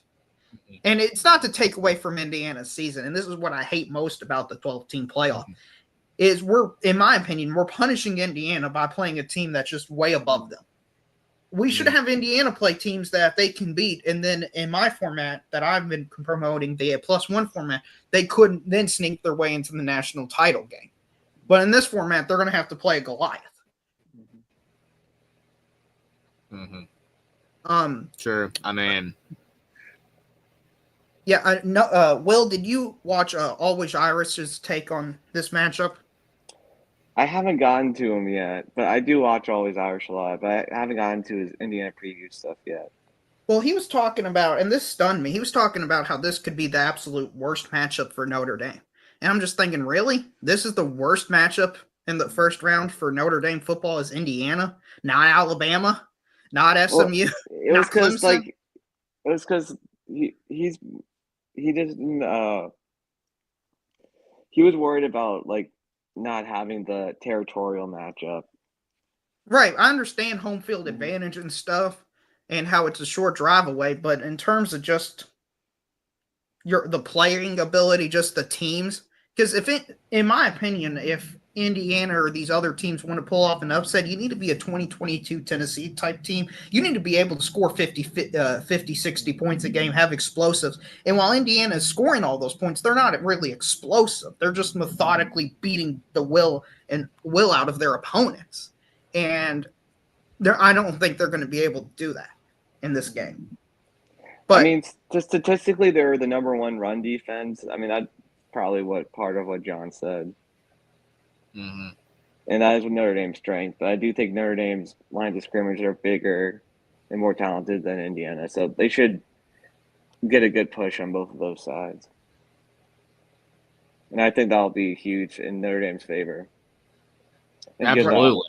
I mean, Indiana's last few recruiting classes have all been in the 40s and 30s, and Notre Dame recruits way better. I mean, they just have a better team. I mean, it's going to be really hard, and it's going to be interesting to see how Indiana's line of scrimmage does, but it's going to be very hard for them to compete straight up. I mean, I agree with the real that probably some funky stuff's going to have to happen. Maybe a fake punt. Maybe, Indiana might have to do a couple things because, it's these games aren't fair. I mean, if you really want to, be completely honest, they're not.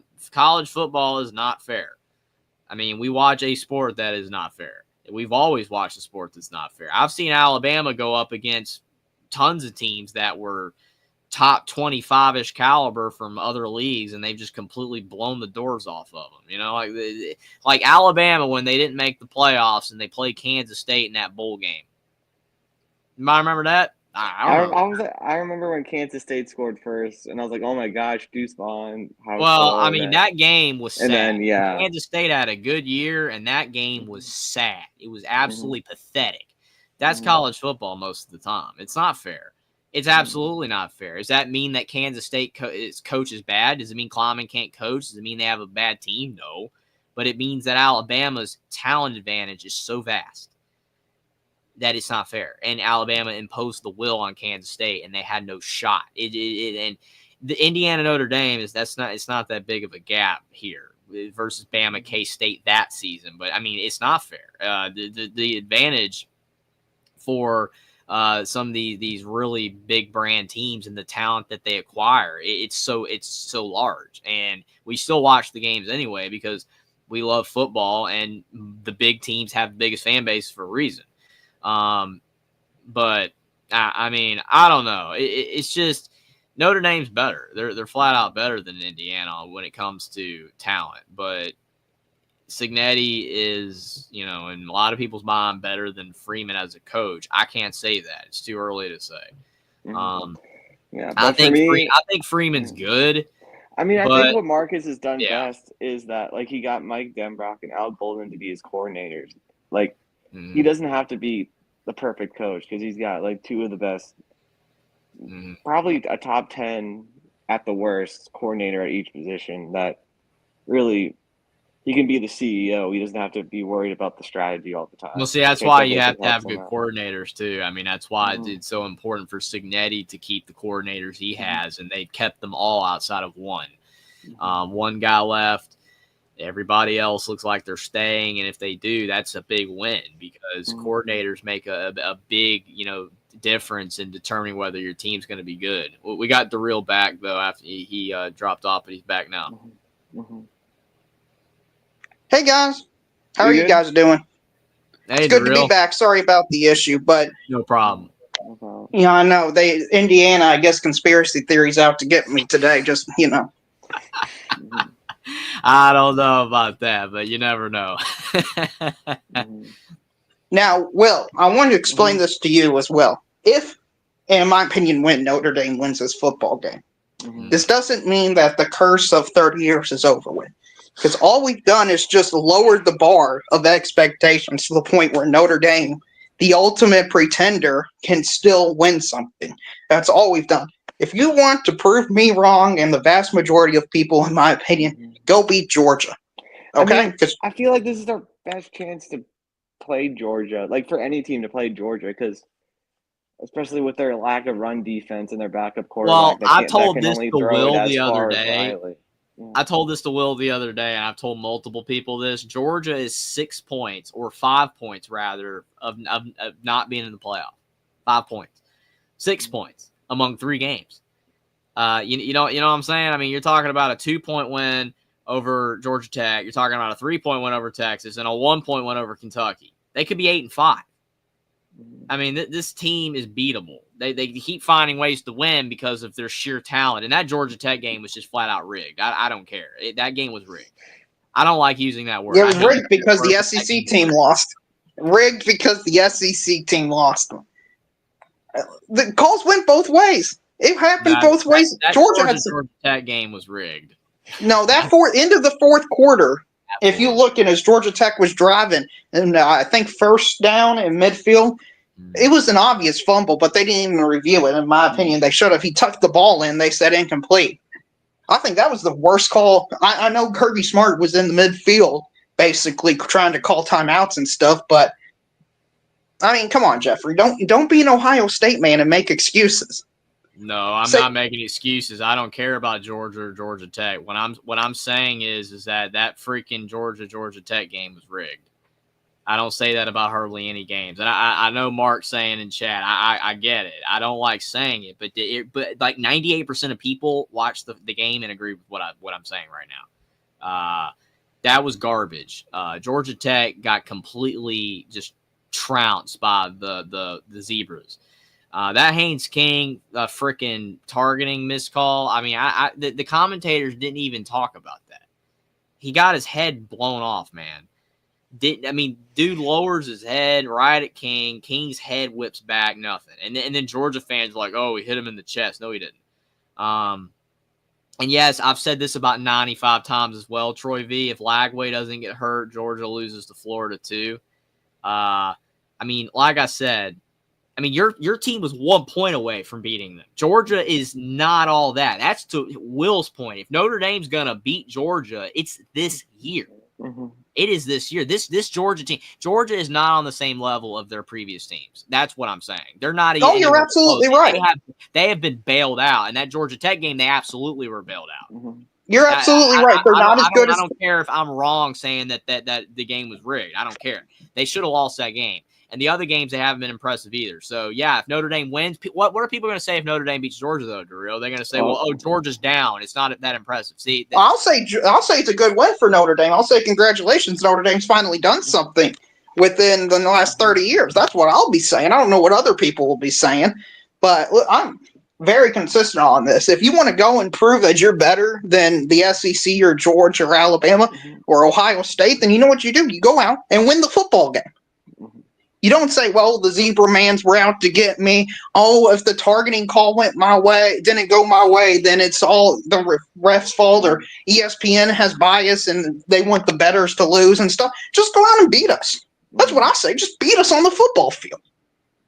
Because I know you all know this, but Alabama, Georgia, Ohio State, they've lost football games before, and they will lose football games in the future. This was all about ratings, and every year, those teams with the biggest fan bases would always win the games. If it was rigged, then Michigan would have beaten TCU in 2022. If it was rigged, SMU wouldn't be in the playoffs right now. Not every game's rigged. There are bad calls. The Georgia Tech game was rigged. It felt rigged, Daryl. I mean, it felt rigged. The word Daryl. The thing is, like, you know that what's the guy's name? That game was garbage. Tessitore. It felt like you wanted Georgia to win. Which yes, is he did want them to win. It made the game feel weird. The commentating was so impartial, or not. I've said it backwards. Yeah. Am I saying it right? Yeah. You're basically saying it was biased against Georgia Tech. It was biased. It was not impartial, or whatever it would be. But I know, like the SEC pays ESPN a lot of money, but like it takes away from the fan experience. Dude, it was terrible. I mean, everybody loved those classic commentators back in the past. The commentators today are just getting worse, especially when it's like it's not 50-50, man. You're watching the game and it's like, wow, amazing. This team, this other team, they're battling it out. It's like, oh my gosh, Georgia, if they win, they're in the playoff. It's like, dude, just no. Like, I'll agree it was oversaid, but that was a true statement. That was a true statement. If Georgia won that game, say it 8 billion times. It's just dumb. I agree. You didn't. I thought it was oversaid much, but that doesn't, in my opinion, prove that the game was rigged against Georgia. I'm not saying that because the commentator said that it was rigged. What I'm saying is that I watched the game and most people online agreed that the calls all went mostly in Georgia's favor. Maybe there was like one call, like you mentioned, that Georgia Tech, that the fumble thing, yeah, whatever. But like there was like 9 or 10 Georgia plays that should have been called that they didn't call. And I just throw the Haynes King one because that's the one that sticks in my mind the most. But if I go back and watch that game, I could post them on Twitter. I basically did. I was retweeting all night. Like, this call sucked. This call sucked. This call sucked. And everybody was like, yeah, this is ridiculous. Georgia should not have won this game. The only thing Georgia Tech did wrong was that prevent defense at the end. But other than that, I mean, literally, it was insanely biased on the calls. But it doesn't matter. I don't even care about the freaking game. The Kentucky game proves Georgia's not legit, elite. The Texas game proves that they're not elite. The Mississippi State game proves that they're not elite. The freaking Florida game proves that they're not elite. They should have lost. Lagway goes down, they win. What I'm saying is that Georgia is a 9-3 or 8-4 team masquerading as a top 5 team. And yes, Mark says Georgia is still one of the 5 best teams in the country. Based on talent, they are. Maybe Kirby is top 5 coach and all that in the country, but this team does not play like one of the 5 best teams in the country. Yeah, on paper, they are one of the 5 best teams in the country. I'm not going to deny that. They have all the talent. They got a bunch of guys that should probably be in jail for things that they've done all in the offseason. But at the end, whatever. Great team. But this team is not what Georgia used to be. It's way worse. And I wish they were 8-5 right now. Because if they were 8-5, and nobody would be talking about them. The Notre Dame beating Georgia is going to end up, if that happens, if Notre Dame beats Georgia, then that's going to become Georgia's not as good this year. It's not that impressive. That's what I'm trying to say. You're saying it will be derailed, and I agree with you that it would look great for Notre Dame, but the media is going to spin it, well, Georgia's not that good. Yeah, because they shouldn't even be in the playoff. That's my point. Well, Jeffrey, I didn't realize I could unleash this tiger, and you had, no offense, but you sound like all the ACC Big 12 people that are you just want to see the SEC's downfall just for the sake of seeing the SEC's downfall. I want to see Georgia's downfall this season. Is it because they're winning too much? No, it's because of the fact that I don't like their team at all. I can't stand their team, and their incidences off the field are starting to catch up with them on the field. It's catching up with them. Okay, when you have issues off the field, DUIs, all these crimes being committed, and your team is just bad culture, bad discipline. Kirby's going off all over the place on these guys because they're not using their heads in the game. They're just not as disciplined as they used to be. It's bleeding out on the field, and they deserve to be 8-5 because if they did, then that would have woke Kirby up to start actually getting guys that are actually going to go out there on the field and be great players like the ones he had 4 or 5 years ago. And also have guys that off the field are going to be stand-up citizens as well, instead of basically being Jimbo Fisher and Texas A&M 2.0. That's my problem with Georgia. It's nothing to do with the SEC. I'm not an SEC hater at all. I don't like Georgia's football team this year. I do not like Georgia's football team, and they should be 8-5. Well, in my opinion, they should be what the record is because they played the games and the record is what it is. But I understand that sentiment. I understand that attitude.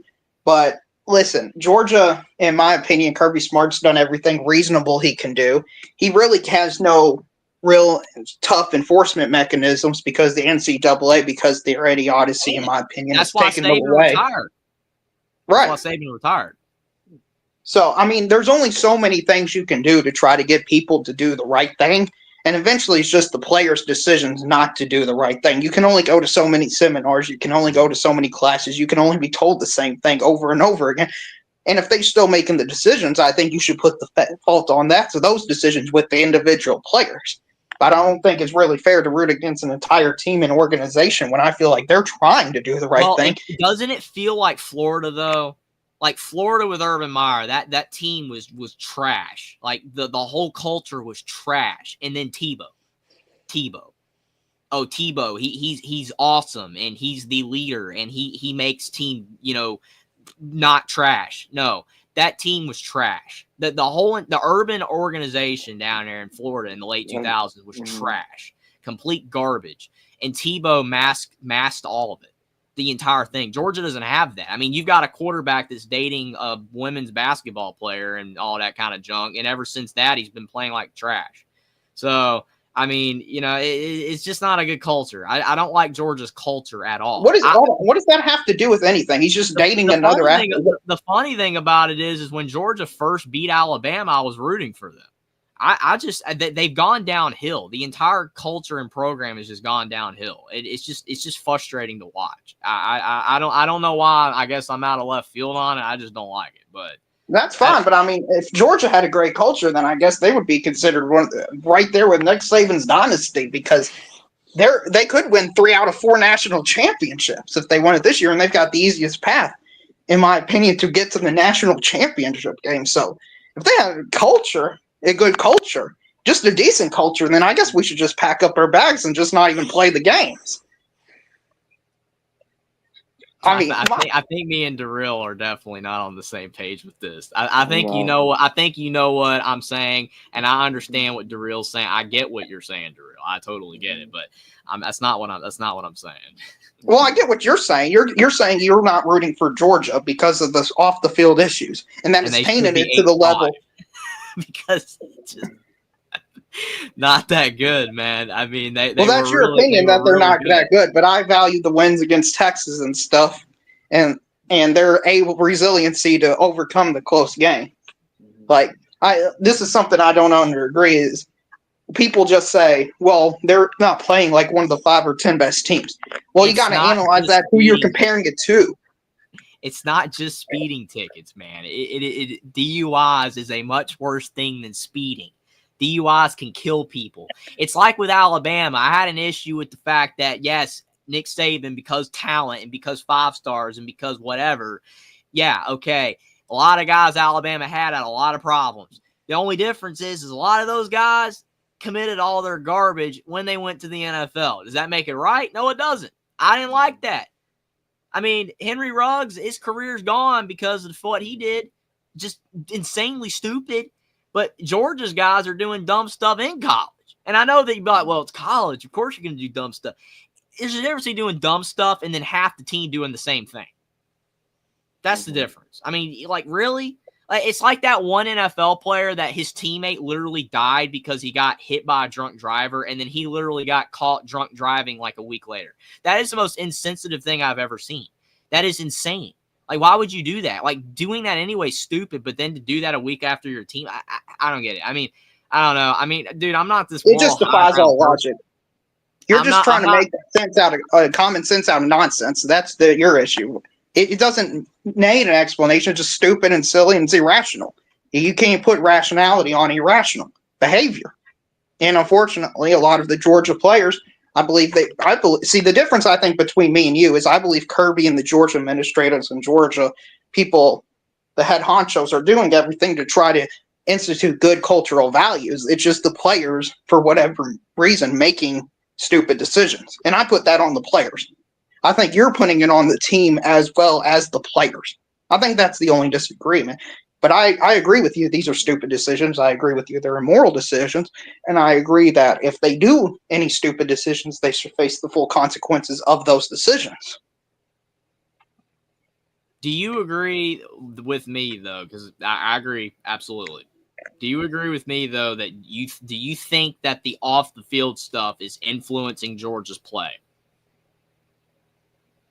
I do. I mean, it has to. I don't know how much, though, if it matters. That's the real issue. I don't know. I think it does. Now, I could be wrong. The thing is like we're having, this conversation back and forth, and you're making great points. I don't know if my points are good or not. I have no idea. But the thing is that I think we both definitely, like I said, have good points, and I think we both, have similar agreements and similar disagreements about the situation. I just think that, like I said, the difference with me is that I think that it's affecting the play a lot more than you do.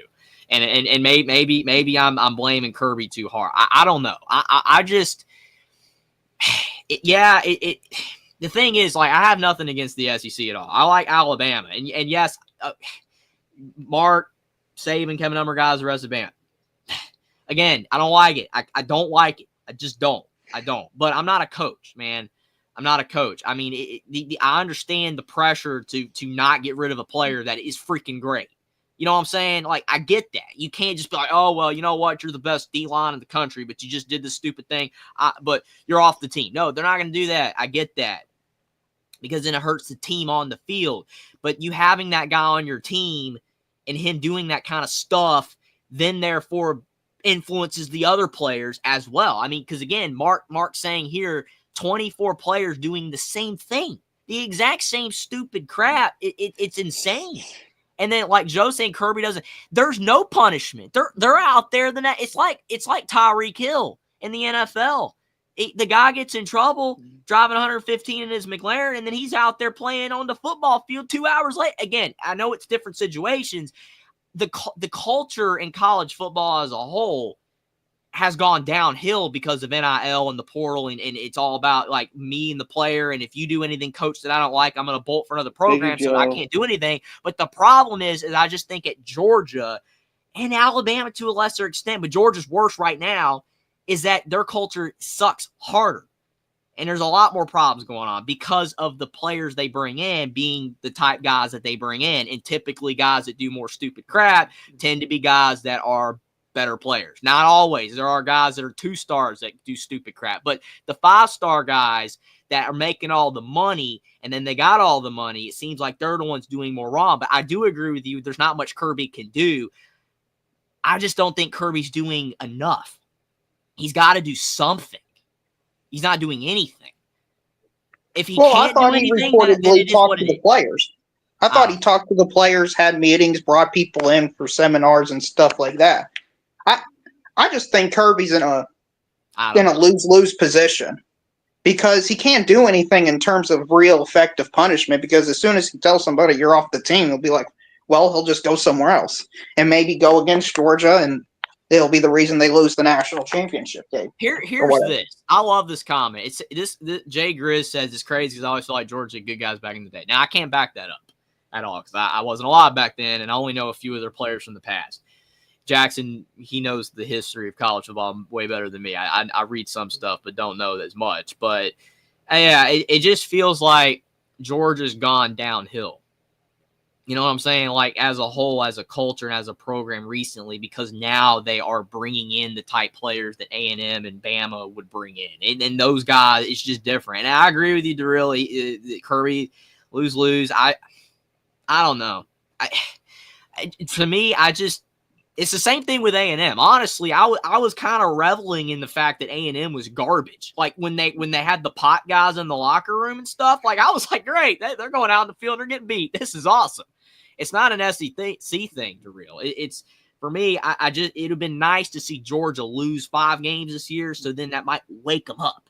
The players, anyway. Even if it's not Kirby having to do anything, it's just the players will be like, wow, maybe us doing stupid stuff off the field makes our team worse. I don't need to do that. You know what I'm saying? Maybe it's wishful thinking on my part. No, Maybe I get what you're saying. Wrong, but that's what I'm saying. For me, I'm a person that when somebody does something wrong, then there's got to be punishment and consequences. And if it's not going to be from the coach, if it's not going to be from the NCAA or anything like that, then them losing football games would be a good alternative. No, I get what you're saying. It's hard to argue with what you're saying. I just wish.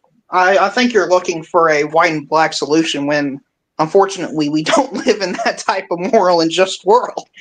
I'm sorry, it's just the reality of the situation. We're all flawed human beings. I make mistakes every day. I'm sure we all, Will, you, Darrell, we all screw up. I mean, I've screwed up tons of times. I mean, I do things wrong all the time. Like I said, I'm not a morally, just super righteous human being. Will never, ever, ever, ever claim to be that. I mean, again, flawed person. So, I mean, I'm probably not even the best person to be saying any of this stuff. It's just it's just my opinion, that I think Georgia's worse on the field because of these, situations. And I would have liked to have seen them lose games that I felt they should have lost, and they didn't. So their team is fine. Like all the issues with the program is just, it's being covered up because they're winning. It goes back to that phrase, as long as you're winning, it's all good, or however it's phrased, right?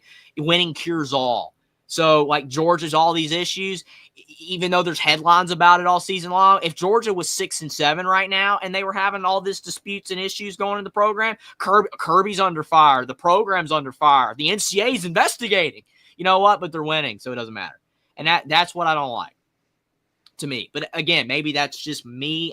No, that's fine. I mean, that's totally fair and valid. It's just in an ideal, and I would say just a society, your points would be taken into account and would be the correct outcome and the proper outcome. It's just, unfortunately, I don't have the power to make those changes, and I don't think either of you all have the power to make those changes. So the reason, though, I was accusing it of SEC bias is because anytime I hear anything bad about the SEC, it's always, or one specific team, it's really just a shadow argument for hating every SEC team. And I've seen it so much recently with the only 3 SEC teams in the playoffs. That's why I went that direction. It's clear to me this is just a behavioral bias incident, which I think is a clear and obvious bias to have. No. Yeah, absolutely. For me, it's behavioral. Absolutely. It had nothing to do with conference.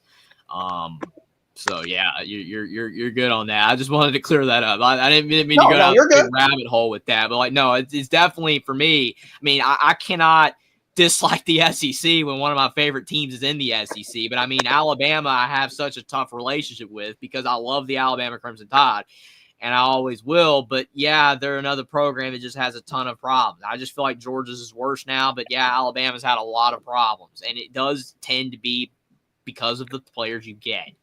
I mean, you just don't see, Rutgers and even Vanderbilt, having issues like that because they don't bring in those type players. They just don't. Right. Maybe it's me being a little bit more cynical than you, but I think there is a level of also of this of those teams aren't good enough to have it warranted and read out in the press. I think that's a level of it as well. I don't think anybody cares if the Vanderbilt players fade out. Fair. I mean, it could be true. I mean, honestly, there's not really a lot of Vanderbilt writers. True. I mean, I don't know. It's crazy. It honestly is. I mean, I don't know. It's going to be interesting to see overall. I've watched Georgia almost every game that they've played this year, and this team just looks significantly worse. than in the years past. And maybe, again, I'm taking way too much into account of the off-the-field stuff. I probably am more than anybody on YouTube talking about it. And, again, it's my opinion, and I could be completely wrong. And if I am, I'll admit it in the future. But something just doesn't look right to me about them. That's why I do think Notre Dame could beat them. But the thing is, though, is Georgia can still get their junk together. I mean, like you said, the Texas game. When they want to play, that talent comes together, and they can look darn good. I'm talking about the first Texas game. But they have had a lot of bad games this year, more than they ever have in the last 4 or 5 seasons. It's like 6 games. It's not 2 or 1. It's 6. I count 6 games that they've played bad. And even bad. What I think's happening, Jeffrey, with you is you're comparing Georgia against a Georgia, and you're not comparing this Georgia team against the field. And I think, no offense, Will, but even though this is the worst Georgia team in probably 5-8 years in terms of the on-field results, I still would favor them over probably every Notre Dame team over the last 5 to 8 years. And that's just the gap of the programs, because Notre Dame is the ultimate pretender. And until they win something and get somebody significant, I can't believe in them. Because every time even against bad teams like Oklahoma State, they somehow find a way to lose because they're Notre Dame. They're the ultimate pretender. So that's why we picked South Carolina in the bowl game a couple years ago. Remember, all of us went South Carolina, and Notre Dame did win.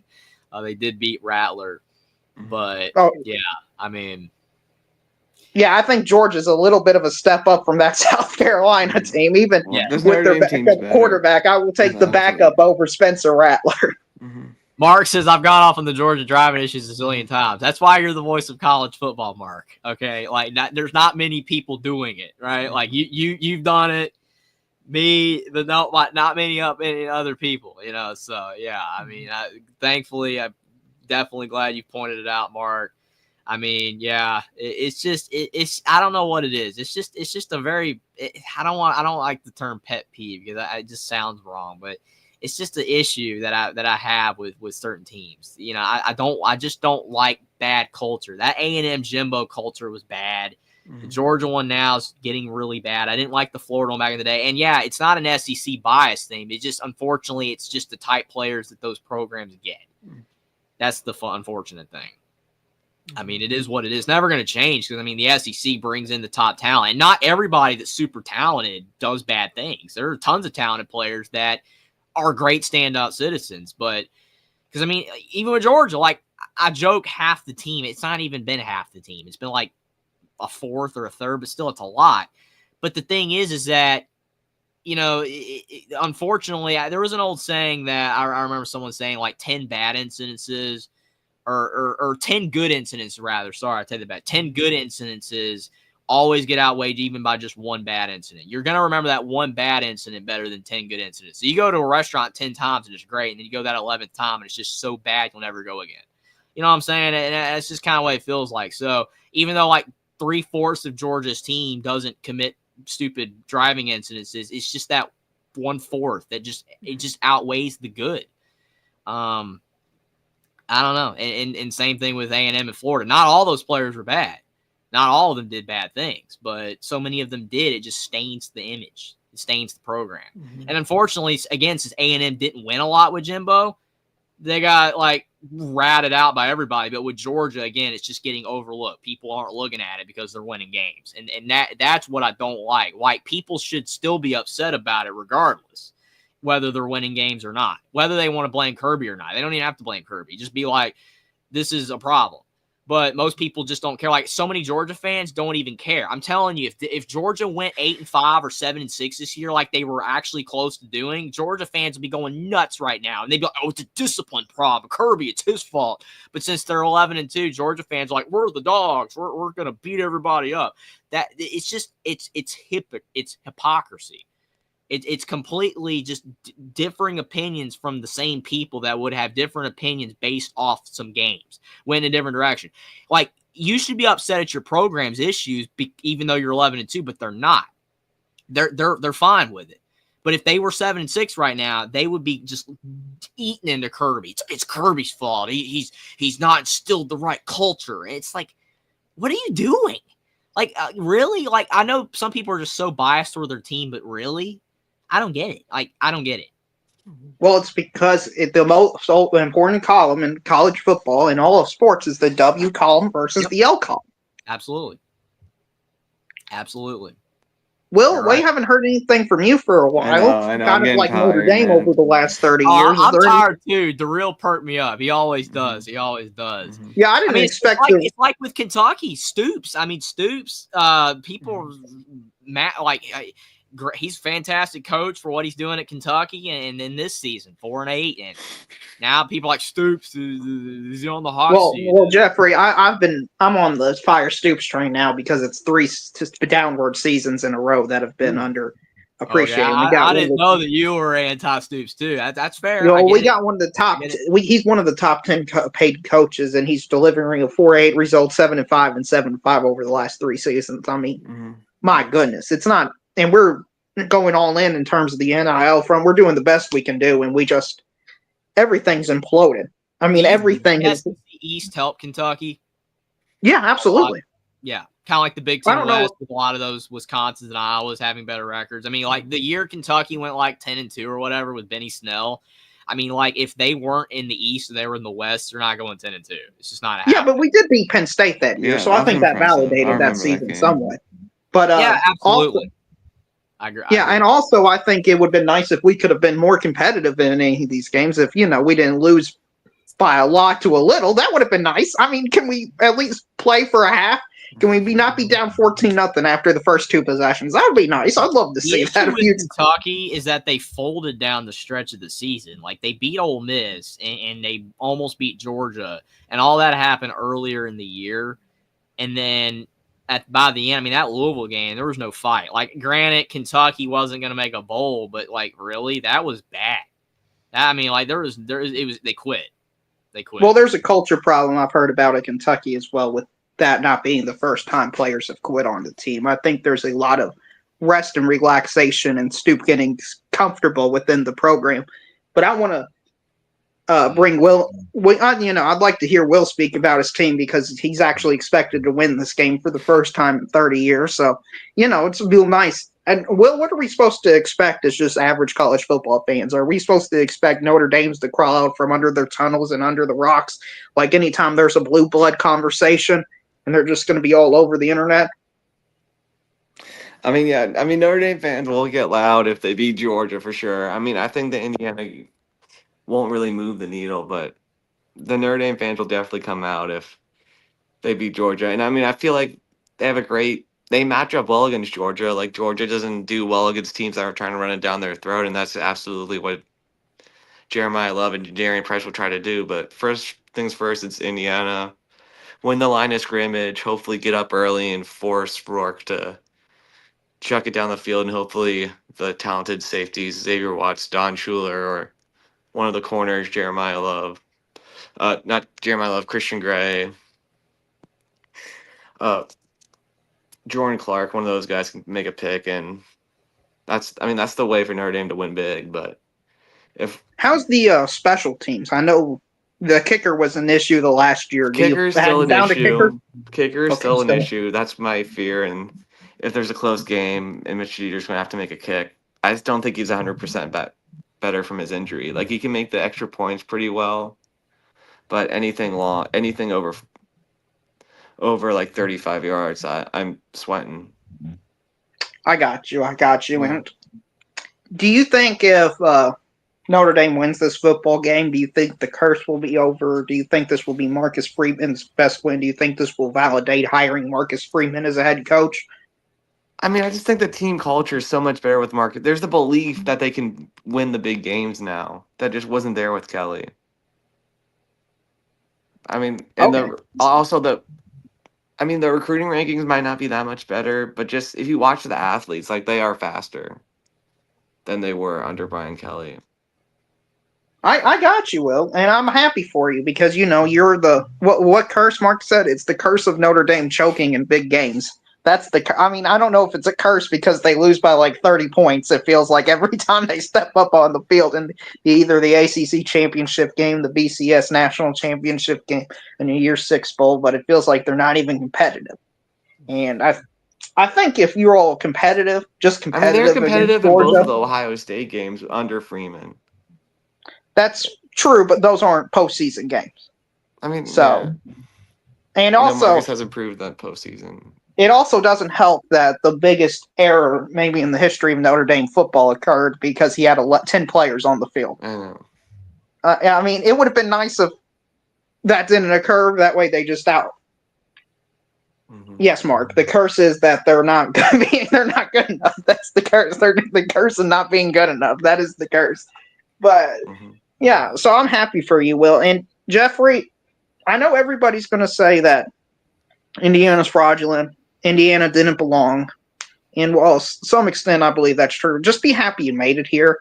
Oh. Be happy you're in the playoffs. And everybody's going to retroactively look back at this season as a failure. I think this season's an absolute complete success, even if Indiana loses its game 100-0. So I'm hopeful that's the way most of the Indiana fan base takes it. Do you expect that to be the case? Yes, absolutely. I mean, the thing is yeah, I wouldn't say I've been like ridiculous on like backing Indiana, you know, and saying that they're going to do this, going to do that. I don't think I've done that, but at the same time, yes, like for the most part, like I think you've seen a couple of the Indiana shows on, you know, Indiana The Voice of College Football that I've done this season, Hoosiers Live, but most of the season, that's exactly what I've said. I've said that whatever happens, like when they were 5-0 and they were going into that Nebraska game, I'm just enjoying what they've done so far. This is great. Like, I'm just enjoying in every game. Like, I'm just like, if they blow it to Michigan State, if they blow it to Washington, if they blow it to whatever. Yeah. All season long, I've just been so just thrilled with this season because I never expected. I predicted them to go 7-5, and I thought I was too bullish. I thought I was way too high on Indiana. And turns out I was way too low. Everybody was way too low. But yeah, I mean, if Indiana loses this game by 3 scores, yeah, it is what it is. This was the best Indiana football season basically in history. I know you had the Rose Bowl seasons and all that. I get that, but they're so long ago. And they didn't matter for the grand scheme of the program. Like right after the 45, Rose Bowl, Bo McMillan left for the NFL and Indiana went back to being bad. And then the 67 one, that one really felt like a fluke because after that, they sucked. I mean, they literally the next season, they were horrible. So I don't know. This is different because Indiana is in the modern era of college football with money being the main driver of everything, which I don't like and do not agree with. It's always played a big role, but it's now played a bigger role than it ever has directly with NIL. And Indiana's competing. They're flat out competing. I mean, giving Cignetti $8 million a year. That's top 15 in the country for coaches. Giving their assistant coaches $11 million a year. They're retaining them all except one. Indiana's in the running for some already good-looking transfers. One of the best D-tackle transfers visiting Indiana today. I don't know how that visit went, but just some good stuff for IU that I never would have thought I would have seen in my life because I didn't think Indiana would ever commit to football, and it looks like they are. And even if next season Indiana goes 7-5, that's still a success. It shows you that they didn't fall back like Florida State. Like as long as Indiana doesn't fall back like Florida State and next season they make a bowl game, 6-6 even, that's still good enough. And if Indiana can just be a consistently winning program, they don't have to do this again. I hope they do.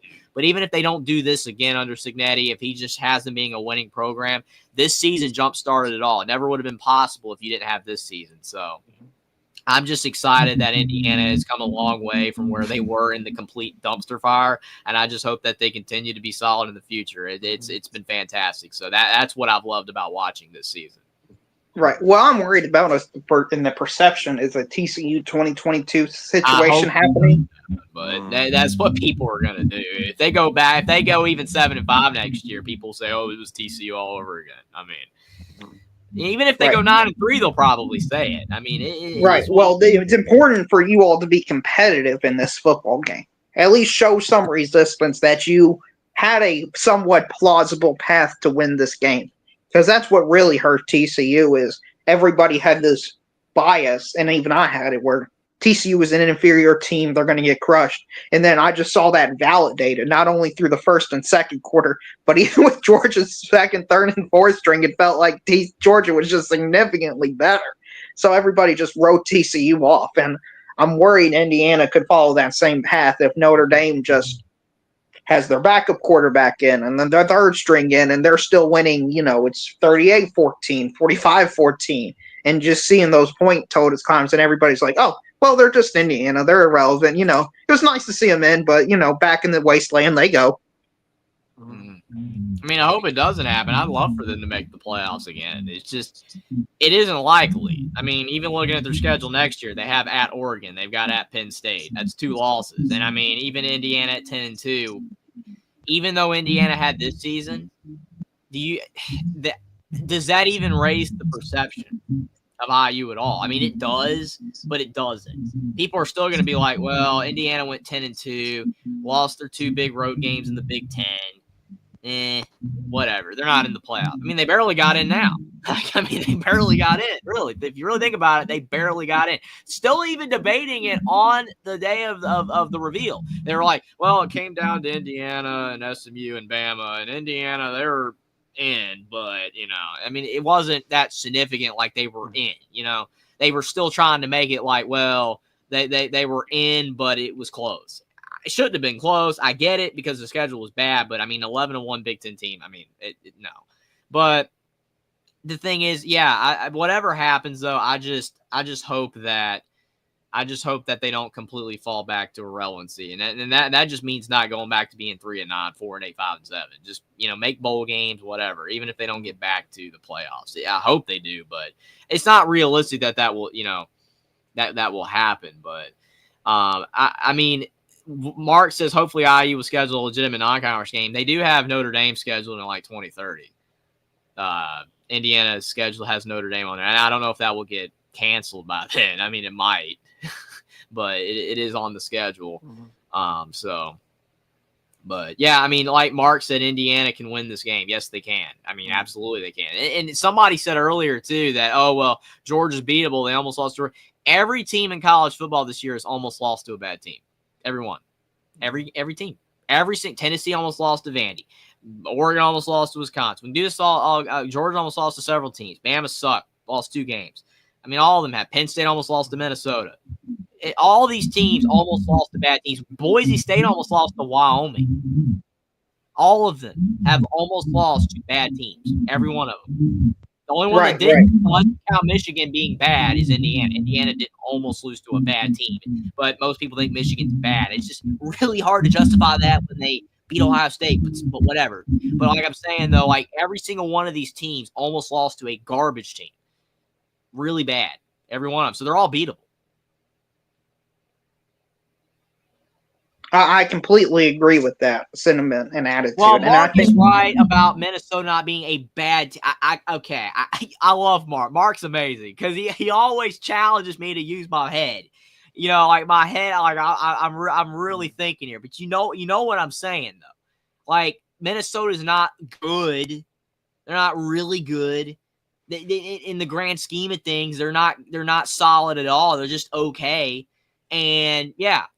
Penn State beat them by 1 on the road. Yeah, it's on the road, but like I'm just saying though, like all these teams on the road at home have had a game. Ohio State almost lost to Nebraska at home. All these teams have done it, every one of them. Minnesota equal decent. So we'll go with every single team in college football in the college football playoff has almost lost to a bad or decent team. And guess what? Michigan's decent too. So Indiana as well, throw them in the mix. Indiana almost lost to a decent team. There you go. All of them. Every team has. Oregon, people said Oregon's unbeatable, right? Oregon beat Wisconsin by 3. So they've all done it. Absolutely. Thank you, Mark. Challenge me to be more specific. Absolutely. Sometimes I'm a little loose with my wording, but you know what I mean. Thanks, Mark. I appreciate it. Right. How bad do you think Notre Dame has to play in this game in order for Indiana to win? Because I think if Indiana plays their A+ game, I still think Notre Dame can win this game. Probably C+. I would say. Okay, and because it's hard to compare that with their schedule, because let's be honest, Notre Dame's schedule has been a lot of cream puffs and a lot of cupcakes, a lot of mid to below average teams this year. So what does a C-plus game look like to you? The Louisville game. I agree with that. Extremely sloppy, yeah. I think a lot of people are saying the NIU game is a perfect example of why Indiana can win this game. I'm taking it from a different approach. What are the odds Notre Dame has a performance that bad again? Like, when was the last time a team has had two performances that bad in one season that we know is this good of a football team? I mean, I said Florida State, but they're different, I guess. Right, but Notre Dame is a legit top 10 football team at worst. When's the last time a legit top 10 team would have two NIU level performances? Honestly, don't know. I don't know. So, in my opinion, if it was a team that hasn't had it, we could say, oh, be on the lookout for having that bad game, because it's hard to be consistent 16, 17 weeks in a row. In my opinion, it's almost better because and Notre Dame got it out of their system early on. Mm-hmm. Yeah, another thing you said too, Darrell, about cream puffs with Notre Dame. Notre Dame's strength of schedule is only 10 spots higher than Indiana. And the only reason is because of that A&M game. Both played bad schedule. Yeah, I know a lot of Virginia's, Florida State's, Purdue's out there on their schedule. I mean, literally, Notre Dame's strength of schedule is saved by Texas A&M. And Indiana's, to be fair, is saved by Ohio State. But Indiana didn't win the game. So, whatever. Like, Will's team has a win against something. Since, again, no one wants to say Michigan's anything. How different is Michigan and A&M? Like, there's no difference, except A&M had better quarterback play. Michigan is the best decent team probably in college football because of the fact that they have talent everywhere. It's just they didn't have quarterback play. If they had a decent quarterback, they'd go 10-2 easily. Easily. No, it's like not even debatable. Any decent quarterback would have led Michigan to 10-2. Had tons of talent. I just and plus, Notre Dame beat A&M in week 1 too. That's another problem because that can go one or two ways. A&M had moments later on in the year where maybe they would have actually been able to beat Notre Dame, but then A&M would fall back to being garbage again. A&M had moments where they looked really good, but then they had bad games. So A&M and Michigan aren't that far apart is my point. I know Mark would probably disagree, but they're not that far apart. But then everything else, it's like, okay, well, Notre Dame beat USC, Indiana beat Washington and Nebraska. Okay. And then the rest of it's just terrible. Mm-hmm. The Aggies have a better record by one game, and the Aggies don't have a win over Ohio State. And I agree that Ohio State Notre Dame went on the road. I agree that Notre Dame went on the road and Indiana was at home. I agree with that, Walter. I'm just saying that they're not that significantly different teams. I was backing up to Real's point that Notre Dame's schedule was crap, just like Indiana's. So if people want to say Indiana's schedule was crap, so was Notre Dame. That's all I'm saying. That is all I'm saying. Notre Dame's by far the better team, and I've said that all night. I've said that all night. So we're in agreement. What I'm saying is that both teams play bad schedules, and that is true. Yeah, I agree with that, and I don't understand the comment above from Jay that says Indy's beaten 4 ranked teams. The only ranked team they've beaten currently is Army, who is 22 in the country, in my opinion, solely because of the fact that of when they beat them, they were ranked. Who cares? That doesn't matter. Louisville's not ranked anymore. Okay? They're not ranked anymore. Doesn't matter. That's a stupid metric.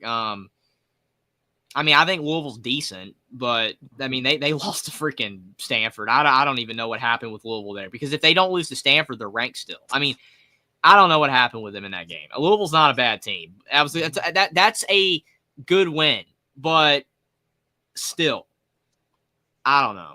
Yeah, Notre Dame beat Georgia Tech in regulation, but Indiana beat Nebraska by 49 and Ohio State won by 4. We can do that all day too. I've said that about 1 billion times this season. Does that matter? Does that matter at all? I obviously not. I mean, the problem is that everybody wants to look like Walsh said. Indiana went to Ohio State and got manhandled. Bud. It's basically saying that I'm a moron. When I've said about 8 billion times that Indiana is way worse than Notre Dame. And yes, I know Indiana is a significantly less talented team. And yes, I know Indiana got beat pretty handily by Ohio State, but the score was a lot closer than it would indicate. And Indiana made a couple mistakes, and Ohio State a lot of penalties. I've said all these things. It's just nobody listens. That's the thing. Nobody listens. I've said all these things already. Indiana most likely is going to lose the game. I'm saying that there's the difference between Indiana and Notre Dame with their schedule and as teams is not as far as people want to say. Notre Dame is by far more talented, but it's going to be interesting. It's going to be, I think, a close game. Doesn't mean that it will. Notre Dame could win by 30. I just think it's going to be close. I mean, Notre Dame has not done all the things to be that impressive. They don't play teams. They just don't. They're not in a conference. I respect that. But their strength of schedule stinks, just like Indiana's does. It stinks. And that's why they're ranked 7th when they should have been 5th. I mean, there you go. I mean, that's just facts. Absolute facts. Yeah, I completely agree, Jeffrey. And to me, it's almost inarguable. But, Will, do you think with the playoffs the way it is, do you think eventually Notre Dame's going to join the Big Ten? Because I think they should. Maybe. I don't know. I mean, maybe try. I mean, I wasn't trying to trash Michigan, but I felt like Ryan Day gave that game away to Michigan more than Michigan won it. But Michigan fans should still feel like they won it. But I mean, maybe eventually. But if they switch it to if the NCAA loses control, maybe eventually Notre Dame will have to join. But I mean, right now it's not in Notre Dame's best interest to join because if they can be independent, make a lot of money, fans will go to the games and buy the merch. The issue is that the Big Ten media rights deal is becoming so valuable that Notre Dame's NBC deal is starting to become a little bit less big. You know what I'm saying? Like at one point, their deal was so massive that in comparison to the conferences, it wasn't as big. It wasn't as worthy for Notre Dame to consider. Joining a conference. I respect Notre Dame wanting to be independent, and I know why they want to be independent, and I'm not going to say it right here. We're not talking about, all the behind the scenes, Notre Dame program stuff. That's not the point of the show, but we know why Notre Dame doesn't want to join a conference. I understand it and I respect it, but they might eventually basically be forced to. And I think that's a little bit sad. I think Notre Dame should be able to stay independent if they want to stay independent. But if eventually there's a media rights deal in the Big Ten where every team's making $150 million or whatever, and then Notre Dame's making $75 million a year, then it just isn't. It's just not. It's not going to be really beneficial for Notre Dame to stay independent, but we're not at that point yet. So for now, I agree with you, Will, that Notre Dame it makes sense, but eventually they're going to force the hand.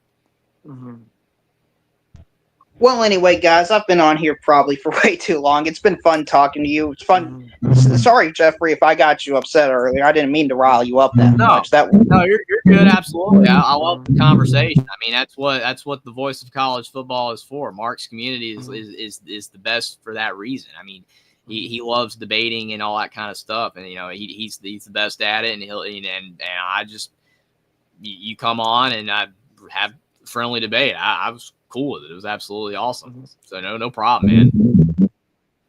Well, that's good to hear. I know some people, when they get passionate and heated about it, they take it as personal instead of attacking the ideas. So I'm happy. Well, man, I'm happy for you that you're in the position that you are. It's nice to see, the good thing about the playoffs is we're going to see teams that haven't won anything in a while expected to win things. And I'm happy Notre Dame's in that position. And if somehow Indiana pulls out the upset, I'll be happy for them as well. But, well, I know it's been a while. I know you had some heartbreakers. So I'm just really glad. I'll see you, man. Thanks for coming on. I appreciate it, Real. Thanks for coming on. It was a blast talking to you. Yeah. Well, do we want to wrap it up? It's up to you, man. I gotta go to bed, man. Yeah, me too. thanks everyone for coming on. I love that Xavier Watts song that Jay did. That was fun. I think it was Jay.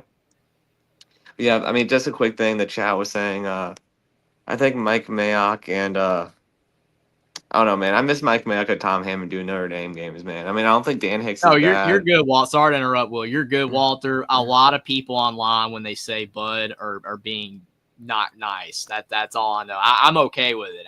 The reason why, like, is I saw somebody else say something way meaner than that. Appreciate that. That's your opinion.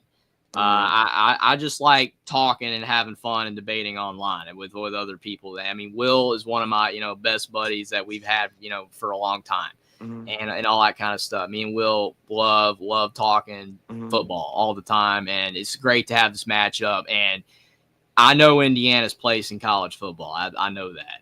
And I know where Alabama's is, and I know where most other teams are. Those are my two favorite teams, Alabama and Indiana.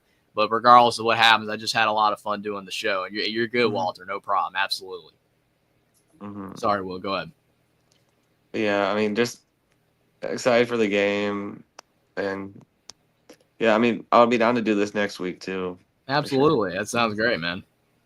All right. Well, thanks, everyone, for tuning in. And I don't think anyone will look that differently, Jay Grizz. I think we need to beat Georgia. But we'll see. Yep. Absolutely. The Irish can do it. Thanks for being here, everybody.